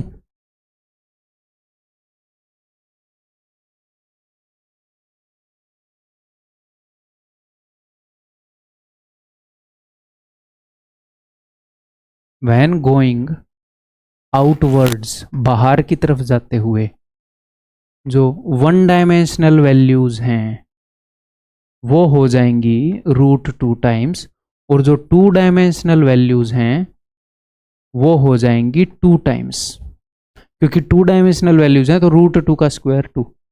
यानी कि मैं ये कहना चाह रहा हूं कि अगर मैं आपको अंदर वाले स्क्वायर का एरिया बता दूं तो इससे बाहर वाले स्क्वायर का एरिया उससे डबल, इससे बाहर वाले स्क्वायर का एरिया इससे डबल। अगर अंदर वाले स्क्वायर का एरिया 1 यूनिट है तो बाहर वाले स्क्वायर का एरिया बताओ। अगर इस स्क्वायर का एरिया 1 यूनिट है, इससे बाहर वाले इस स्क्वायर का एरिया 2 यूनिट हो जाएगा, इससे डबल। इस स्क्वायर का एरिया 4 यूनिट हो जाएगा, और इस स्क्वायर का एरिया 8 यूनिट हो जाएगा। आपको ऐसे निकालने हैं, हम कैलकुलेट नहीं करेंगे, हमें इस सिचुएशन में किसी भी एक स्क्वायर का एरिया मिल गया, हमें सबका मिल जाता है। अगर उसने बता दिया कि बाहर वाले स्क्वायर का एरिया है 100 सेंटीमीटर स्क्वायर, तो सबसे अंदर वाले का बताओ, तो मैं ये करूंगा, अच्छा बाहर वाले का 100 है, इसके लिए मैं 1 बार 2 से भाग करूंगा, फिर मैं 2 बार 2 से भाग करूंगा, मैं 3 बार 2 से भाग करूंगा, तो ये है जी सबसे अंदर वाले का एरिया। ठीक है, क्लियर है, समझ में आ गई बात। अब मैं इसको एक और तरीके से लिखूं,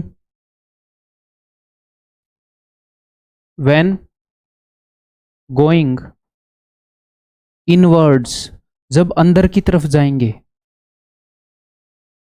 तो वन डायमेंशनल वैल्यूज हो जाएंगी 1/√2 टाइम्स। भाई, और ये मैं यहां पर वन डायमेंशनल वैल्यूज बोल रहा हूं, मैं सिर्फ साइड नहीं बोल रहा। अगर मैं अंदर वाले स्क्वायर का आपको डायगोनल बता दूं तो बाहर वाले स्क्वायर का डायगोनल उसका √2 गुना, सेम चीज, उससे बाहर वाले स्क्वायर का डायगोनल उससे √2 गुना। ऐसे ही अगर मैं आपको बाहर वाले स्क्वायर का कुछ भी बता दूं, कोई भी वन डायमेंशनल चीज हो बस वो, ठीक है, डायगोनल बता दूं, पेरीमीटर बता दूं, बाहर वाले स्क्वायर का मैंने आपको सपोज पेरीमीटर बता दिया भाई कि 18 है, तो इससे अंदर वाले का पेरीमीटर 18/√2 हो जाएगा, उससे अंदर वाले का पेरीमीटर फिर उसका 1/√2 टाइम्स हो जाएगा। यानी कि जब आप अंदर से बाहर निकलोगे तो वन डायमेंशनल चीजें √2 से गुणा करने पर आएंगे, क्योंकि बाहर जा रहे हैं तो बड़ी बड़ी वैल्यूज आ रही हैं, फिगर बड़ी हो रही है। जब बाहर से अंदर की तरफ आएंगे तो हर एक स्टेज पर √2 से डिवाइड करना पड़ेगा, फिर अंदर वाली फिगर की वो लंबाई आएगी। बाहर की तरफ जाओगे, एरिया में डील कर रहे हो, एरिया 2 डायमेंशनल चीज है तो 2 गुना होता जाएगा एरिया। अंदर की तरफ आओगे तो एरिया आधा होता जाएगा। ये ठीक है भाई, क्लियर है, समझ में आ गई बात। ठीक है, अब इसी के अंदर मैं एक और सिचुएशन ऐड कर रहा हूँ। आगे ट्रायंगल इनसाइड ट्रायंगल आ गई ना, इसी के अंदर मैं एक और सिचुएशन ऐड कर रहा हूँ। यहीं पर ऐड कर दूं क्या? यहीं पर कर देता हूँ। ये सारी बातें इसके लिए तो ट्रू है ही हैं, एक और चीज के लिए ट्रू है। किस चीज के लिए ट्रू है? अगर मैं एक स्क्वायर बनाऊं और इसके अंदर मैं एक सर्कल बना दूं। अब मेरी बात ध्यान से सुनो, जब मैंने अंदर वाला स्क्वायर बनाया था तो मैंने क्या बोला था, इसके मिड पॉइंट को, इसके मिड पॉइंट को, इसके मिड पॉइंट को, इनके मिड पॉइंट से मैंने स्क्वायर बनाया है। लेकिन जब आप स्क्वायर के अंदर सर्कल बना दोगे ना, तो फिर अंदर वाले स्क्वायर को, इस सर्कल के अंदर एक और स्क्वायर बनाओ, यहां पर ये जो स्क्वायर बन रहा है ना, क्योंकि हमने इस सर्कल के अंदर बनाया है, ये बनेगा ही उस साइज का हमेशा, इसी साइज का।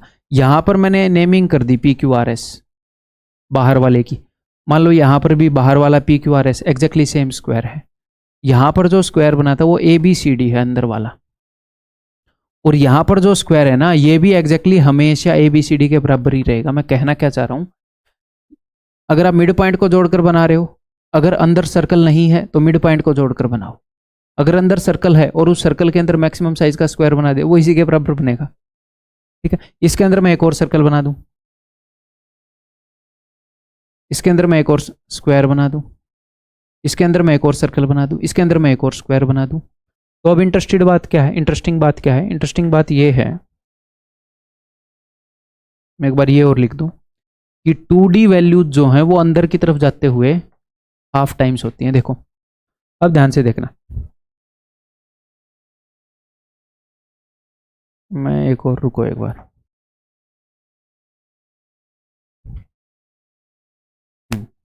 1 2 3 3 सर्कल बनाना चाह रहा था मैं, ये लो।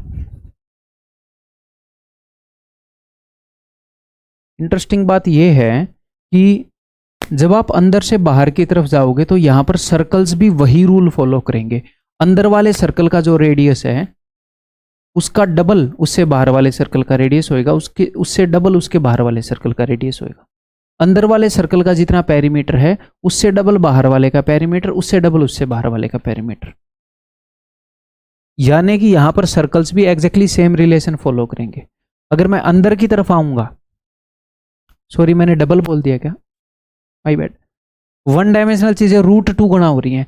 अंदर वाले सर्कल का जितना रेडियस है उसका √2 टाइम्स बाहर वाले का रेडियस, उसका √2 टाइम्स बाहर वाले का रेडियस। अगर बाहर से अंदर की तरफ जा रहे हो तो 1 डायमेंशनल चीजें 1/√2 टाइम हो जाएंगी। यानी कि बाहर वाले सर्कल का जो भी रेडियस है उसको √2 से डिवाइड करोगे अंदर वाले का रेडियस, √2 से डिवाइड करोगे अंदर वाले का रेडियस, अंदर वाले के रेडियस को √2 से गुणा करोगे बाहर वाले का रेडियस, उसको √2 से गुणा करोगे बाहर वाले का रेडियस। और यहाँ पर ये जो स्क्वायर्स हैं ये भी सेम रूल फॉलो कर रहे हैं जो यहाँ पर फॉलो कर रहे थे।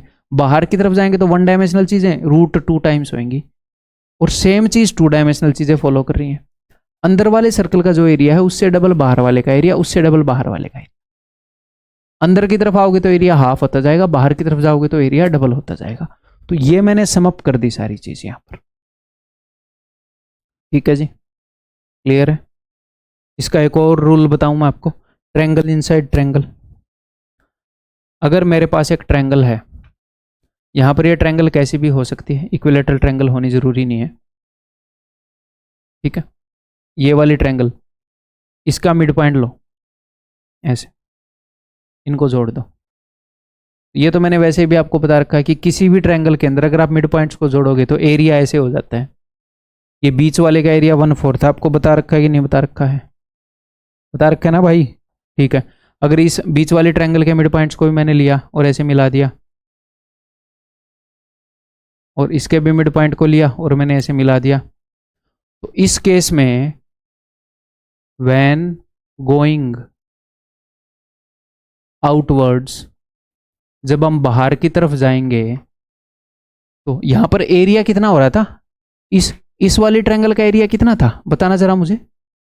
अगर मैं किसी भी ट्रायंगल के मिड पॉइंट्स को मिला रहा हूं, अंदर वाली ट्रायंगल का एरिया अगर 1 है तो पूरी बड़ी ट्रायंगल का एरिया 4 है, बाहर वाली ट्रायंगल का एरिया 4 गुना है। एरिया तो 2 डायमेंशनल चीज है, तो 1 डायमेंशनल चीजें तो 2 गुना हो रही होंगी। तो when going outside 1 dimensional values जो हैं वो 2 गुना होती हैं। स्क्वायर में कितनी हो रही थी, √2 गुना, लेकिन ट्रायंगल में कितनी होंगी, 2 गुना। 1 डायमेंशनल चीजें ही 2 गुना होंगी। जो 2 डायमेंशनल वैल्यूज हैं यानी कि एरिया, वो 4 गुना होएगा बाहर की तरफ।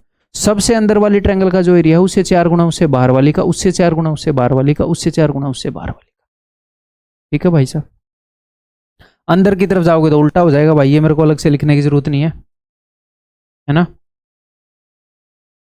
जब आप अंदर की तरफ जाओगे तो जो 1 डायमेंशनल चीजें हैं वो हाफ होती जाएंगी, और जो 2 डायमेंशनल चीजें हैं वो 1/4 होती जाएंगी। बाहर वाली ट्रायंगल का जितना एरिया है उससे 1/4 अंदर वाली का, उससे 1/4 अंदर वाली का। और यहां पर भी डिट्टो सेम काम हम कर सकते हैं। अब की बार इक्विलैटरल ट्रायंगल होनी चाहिए। इसके अंदर मैं एक सर्कल डालूंगा। अगर मेरे पास एक इक्विलैटरल ट्रायंगल है, उसके अंदर मैंने सर्कल बनाया, उसके अंदर एक और इक्विलैटरल ट्रायंगल बना दी, कैसे भी बना दूं, तिरछी कैसे भी बना दूं, उसके अंदर एक और सर्कल बनाया, उसके अंदर एक और इक्विलैटरल ट्रायंगल बना दी, उसके अंदर एक और सर्कल बनाया। आप ऐसे करते ही रहो। अंदर जो सर्कल है उसके कंपैरिजन में बाहर वाले सर्कल का एरिया 4 गुना है। यानी कि ट्रायंगल्स में जो रूल फॉलो हो रहा है वो फॉलो हो रहा है 1 डायमेंशनल चीजों में 2 गुना का, 2 डायमेंशनल चीजों में 4 गुना का। स्क्वायर वाले केस में 1 डायमेंशनल चीजों में √2 गुना का, एरिया में 2 गुना का। तो अंदर वाले सर्कल के एरिया के कंपैरिजन में बाहर वाले का एरिया 4 गुना है, उसके कंपैरिजन में उससे बाहर वाले का एरिया 4 गुना है। ऐसे ही अंदर वाली ट्रायंगल के कंपैरिजन में बाहर वाली का एरिया 4 गुना, उससे 4 गुना बाहर वाले का। और जो 1 डायमेंशनल चीजें हैं वो बाहर की तरफ 2 गुना हो रही हैं। अंदर वाले सर्कल का रेडियस जितना भी है उससे डबल बाहर वाले का, उससे डबल बाहर वाले का। अंदर वाले का पेरीमीटर जितना उससे डबल बाहर वाले का, उससे डबल बाहर वाले का। ठीक है भाई, क्लियर है? समझ में आ गई बात? स्क्वायर के केस में चीजें √2 गुना हो रही हैं और इस केस में चीजें 4 गुना हो रही हैं। आपको याद करने का तरीका ही बता दिया। जो ये अंदर वाले स्क्वायर का जो डायगोनल है वो बाहर वाले की साइड बना है, यानी कि बाहर वाले की साइड √2 गुना बनी है। और इस केस में आप कैसे याद रख पाओगे? आप इस चीज से याद रख पाओगे, कोई भी ट्रायंगल बना लेना, मिड पॉइंट को मिलाकर आप देख पाओगे कि अच्छा यार अंदर वाली ट्रायंगल का तो एरिया 1/4 हो रहा है, या फिर बाहर वाले का तो 4 गुना हो रहा है। तो पता लग जाएगा कि ट्रायंगल में 4 गुना वाला है और इसमें √2 गुना वाला है, या फिर एरिया की बोलूँ तो 2 गुना वाला है। ठीक है, अब इसके ऊपर कुछ आए हुए क्वेश्चन है अपने, वो करें। देखो, in an equilateral triangle another equilateral triangle is drawn inside joining the midpoints of the sides of the given equilateral triangle। ये बोल रहा है कि एक इक्विलैटरल ट्रायंगल है, इसके मिड पॉइंट्स को ज्वाइन करके एक इक्विलैटरल ट्रायंगल बनाई गई है। ठीक, and the process is continued up to 7 times. एक बार फिर से बना दी, एक बार फिर से बना दी, ऐसे ऐसे करके इन्होंने 7 बार कर दिया। हमें ऐसे 7 बार बनाने की जरूरत नहीं है। ठीक, ओके जी। What is the ratio of area of 4th triangle to that of the 7th triangle? तो देखो, इसने ये ट्रायंगल बनाई, फिर एक और बनाई, फिर एक और बनाई, पहली, दूसरी, तीसरी, ऐसे चौथी ट्रायंगल थी, फिर 5वीं थी, फिर 6ठी थी, फिर 7वीं थी। ये बोल रहा है कि 4:7 का रेशियो क्या है। हम ये आउटसाइड है, ये इनसाइड है। समझ में आ रही है बात? सबसे पहले वाली ट्रायंगल कौन सी थी? ये थी।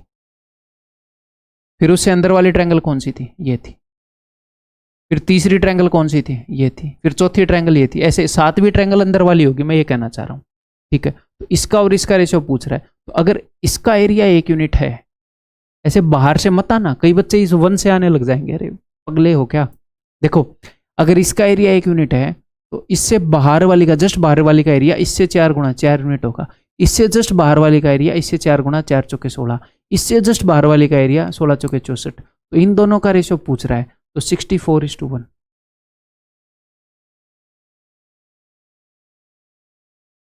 ठीक है, क्लियर है? कोई दिक्कत ही नहीं है? आगे बढ़ जाऊं?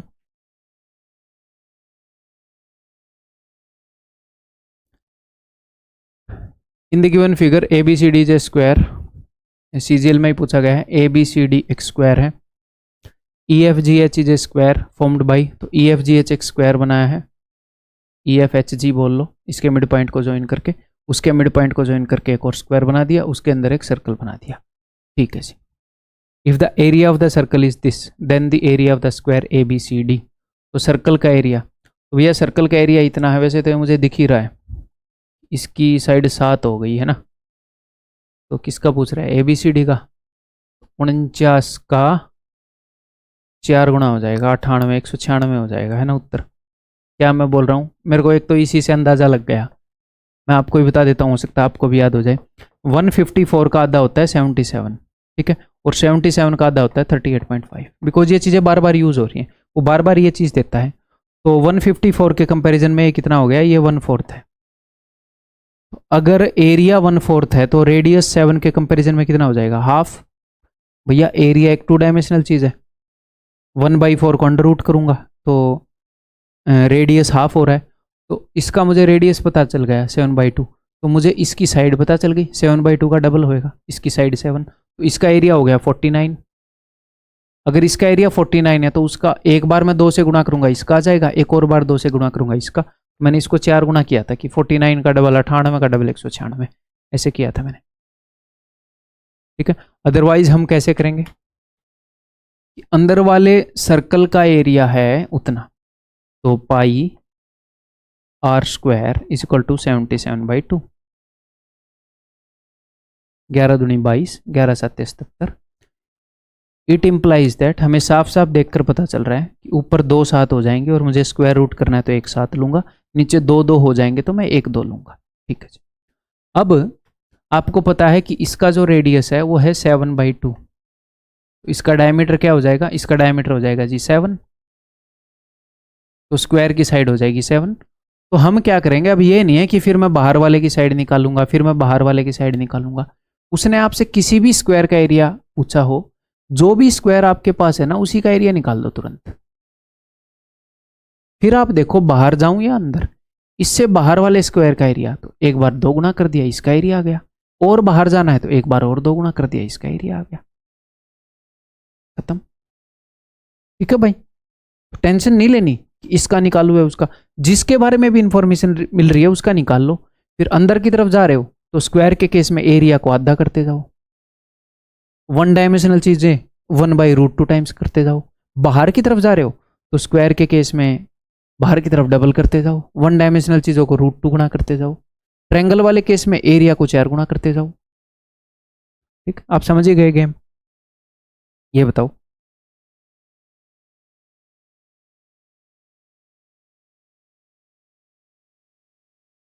तो ये भाई एक स्क्वायर बनाया,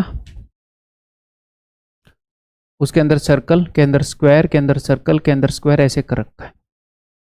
the ratio of the area of the largest square to that of the smallest square, यही बोल रहा है, लार्जेस्ट स्क्वायर का और स्मॉलेस्ट स्क्वायर का। तो अंदर वाले का एरिया मैं मान लूंगा, अंदर वाले का एरिया अगर 1 यूनिट है तो इसका एरिया 2 यूनिट हो जाएगा, बाहर की तरफ जाते हुए एरिया डबल होता है, इसका एरिया 4 यूनिट हो जाएगा। तो largest to smallest answer is 4:1। अब यहां पर अगर वो ये पूछ लेता आपसे कि भैया कुछ भी लार्जेस्ट स्क्वायर बटे में स्मॉलेस्ट सर्कल, मान लो ये पूछ ले, तो सर हम कैसे करेंगे, कोई दिक्कत नहीं है देखो, या फिर लार्जेस्ट सर्कल स्मॉलेस्ट स्क्वायर, आप क्या करो,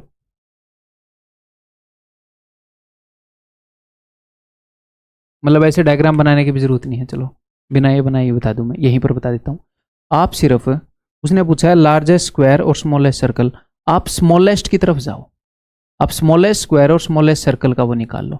मैंने यहाँ पर क्या किया, मैंने रेडियस मान लिया 1 सबसे छोटे वाले सर्कल का, तो मैं सबसे छोटा सर्कल और सबसे छोटे स्क्वायर का निकाल रहा हूँ। तो सबसे छोटे सर्कल का एरिया क्या हो गया, π/1 स्क्वायर, ठीक है। अगर इसका रेडियस 1 है तो इसका डायगोनल कितना हो गया 2, तो डायगोनल 2 है तो एरिया क्या होता है, एरिया होता है हाफ इंटू d स्क्वायर, 2 का स्क्वायर 4, ठीक है जी। तो सबसे छोटे सर्कल का एरिया है 11, सबसे छोटे स्क्वायर का एरिया है 7। अब वो कुछ भी बोल दे, अगर सबसे छोटे सर्कल का एरिया 11 है तो आपके पास सारे सर्कल्स का एरिया है, इससे बाहर वाले का 22 है, उससे बाहर एक और बना दो उसका 44 है। अगर सबसे छोटे स्क्वायर का एरिया आपके पास है कि भैया 7 है, तो इससे बाहर वाले का 14 है भाई साहब, उससे बाहर वाले का 28 है। तो वो किसी भी सर्कल के एरिया को किसी भी स्क्वायर के एरिया से कंपेयर कर दे, आप अंदर वालों का निकाल लो, उसके हिसाब से आप सबका निकाल पाओगे। हालांकि वो ऐसे कर नहीं रहा आजकल, आज तक उसने एक बार भी किया नहीं है, आजकल क्या मतलब आज तक किया नहीं है उसने, बट आप ऐसे कर सकते हो।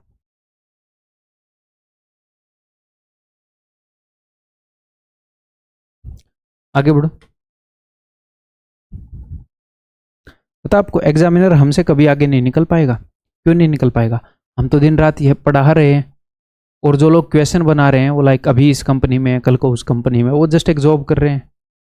हम तो पैशन से पढ़ा रहे हैं, पैशन के कारण इस लाइन में आए हैं, उसके ऊपर कड़ी नज़र है अपनी, आप टेंशन मत लो। The figures given below shows two concentric circles with centre O. तो ये दो कंसेंट्रिक सर्कल हैं, इनका सेंटर ओ है, इनके अंदर स्क्वायर फंसा रखे हैं। डिट्टो वही चीज बना रखी है इन्होंने, ठीक है जी।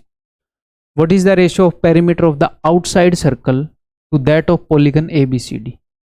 ABCD और बाहर वाले सर्कल के पेरीमीटर का क्या रेशियो होगा। तो मैंने क्या बोला, जब भी बोले ये बाहर वाला ये अंदर वाला, अंदर की तरफ जाओ, अंदर वाले दोनों को निकालने की कोशिश करो। पेरीमीटर की बात करें तो अंदर वालों के पेरीमीटर का रेशियो निकालता हूं। देखो अगर मैं इसको मान लूँ 1, अंदर वाले स्क्वायर का डायगोनल कितना हो जाएगा 2, तो उसकी साइड कितनी हो जाएगी √2। और अंदर वाले ये जो सर्कल है इसका पेरीमीटर कितना हो जाएगा, स्मॉलेस्ट सर्कल बटे में स्मॉलेस्ट स्क्वायर के पेरीमीटर्स का रेशियो मैं निकाल रहा हूँ। तो स्मॉलेस्ट सर्कल का पेरीमीटर, इसका रेडियस है भाई साहब 1, पाई है क्या इन्वॉल्व, पाई इन्वॉल्व है भाई, पाई को जिंदा रखेंगे, खोलेंगे नहीं। 2 × पाई × 1 रेडियस छोटे वाले सर्कल का, ठीक है। स्क्वायर की साइड है भाई साहब √2, तो 4 × √2 ये है जी, ठीक है। इसको कैलकुलेट करते हैं तो 2 दूनी 4, तो ये अपने पास आ गया पाई बटे में 2√2। अब ध्यान से देखो उसने किस किस चीज का पूछा है, what is the ratio of perimeter of the outer circle to that of the polygon ABCD। ABCD का पेरीमीटर तो हम निकाल के बैठे हैं, ये तो ABCD का ही है। अब अगर इसका पेरीमीटर पाई है तो इससे बाहर वाले का पेरीमीटर, पेरीमीटर एक कैसी क्वांटिटी है सर, 1 डायमेंशनल लेंथ की बात हो रही है, पेरीमीटर लेंथ होती है। तो लेंथ बाहर की तरफ जाते हुए स्क्वायर के केस में √2 टाइम होती है, तो इसका पेरीमीटर √2 पाई हो जाएगा। इसका पेरीमीटर है जी √2 पाई और इसका पेरीमीटर भाई साहब 2√2 पाई/2। किसी की भी पूछ ले वो है भाई, हम डरते थोड़ी एग्जामिनर से, ठीक है। समझ में आ गई बात। तो भाई दैट्स ऑल। यहाँ पर आपकी मेंसुरेशन 2D है, वो पूरी तरह से ख़त्म हो जाती है, बिल्कुल कंप्लीट हो जाती है हर टॉपिक की तरह। मैं आपको बता रहा हूँ जो हम यहाँ पर कर रहे हैं वो सफिशिएंट नहीं है, वो मोर देन सफिशिएंट है। हम अपने फाउंडेशन बैच के अंदर क्या क्या कर रहे हैं वो मैं आपको बता देता हूँ। देखो ये जो फाउंडेशन बैच है इसके अंदर सबसे पहले मैं आपको बेसिक से कंसेप्ट बताता हूँ, ठीक है। फिर मैं आपको इजी क्वेश्चन करवाता हूँ, मैं आपको मॉडरेट क्वेश्चन करवाता हूँ, ठीक है। मैं आपको डिफ़िकल्ट क्वेश्चन करवाता हूँ। ये सब रहता है अपने एग्जाम की रिलेवेंसी को मेंटेन करते हुए, ठीक है भाई। और इसके अलावा मैं आपको प्रैक्टिस के लिए एनफ क्वेश्चन देता हूँ, यानी कि जितने क्वेश्चन मैं आपको दे रहा हूँ उससे मैं कम क्वेश्चन देकर भी ये सारा काम करवा सकता हूँ, बस उसमें प्रैक्टिस कम होएगी, बट मैं प्रैक्टिस भी इन्वॉल्व कर रहा हूँ, ठीक है। उसके बाद मैं क्या करता हूँ, मैं रिलेवेंट ब्रेनस्टॉर्मिंग करवाता हूँ। रिलेवेंट ब्रेनस्टॉर्मिंग का क्या मतलब है कि कुछ ऐसे डिफिकल्ट क्वेश्चन करवाता हूँ, हो सकता है वो आज तक ना पूछे हों, लेकिन उनके साथ अगर आप दिमाग लगाओगे तो आपकी अंडरस्टैंडिंग बढ़ रही है, उसी तरह के क्वेश्चन पूछे जाते हैं, ठीक है। यानी कि हमें फायदा हो रहा है, हमारी स्किल बढ़ रही है। रिलेवेंट इररिलेवेंट ब्रेनस्टॉर्मिंग भी करवा सकता हूँ, कैसा भी क्वेश्चन करवा दूँ कि इसमें दिमाग लड़ा हो, हमें एग्जाम क्रैक करना है ना भाई साहब, ठीक है। तो हम ये सब कुछ कर रहे होते हैं भाई साहब, तो ये मोर देन एनफ है, it is more than enough. इसके अलावा आपके पास QRPs हैं फास्ट रिवीजन के लिए, आपके पास हैंड रिटन नोट्स हैं फास्ट रिवीजन के लिए, और भी जो डेली शेड्यूल है उसके अंदर और भी बहुत सारी चीज़ें मिलती हैं।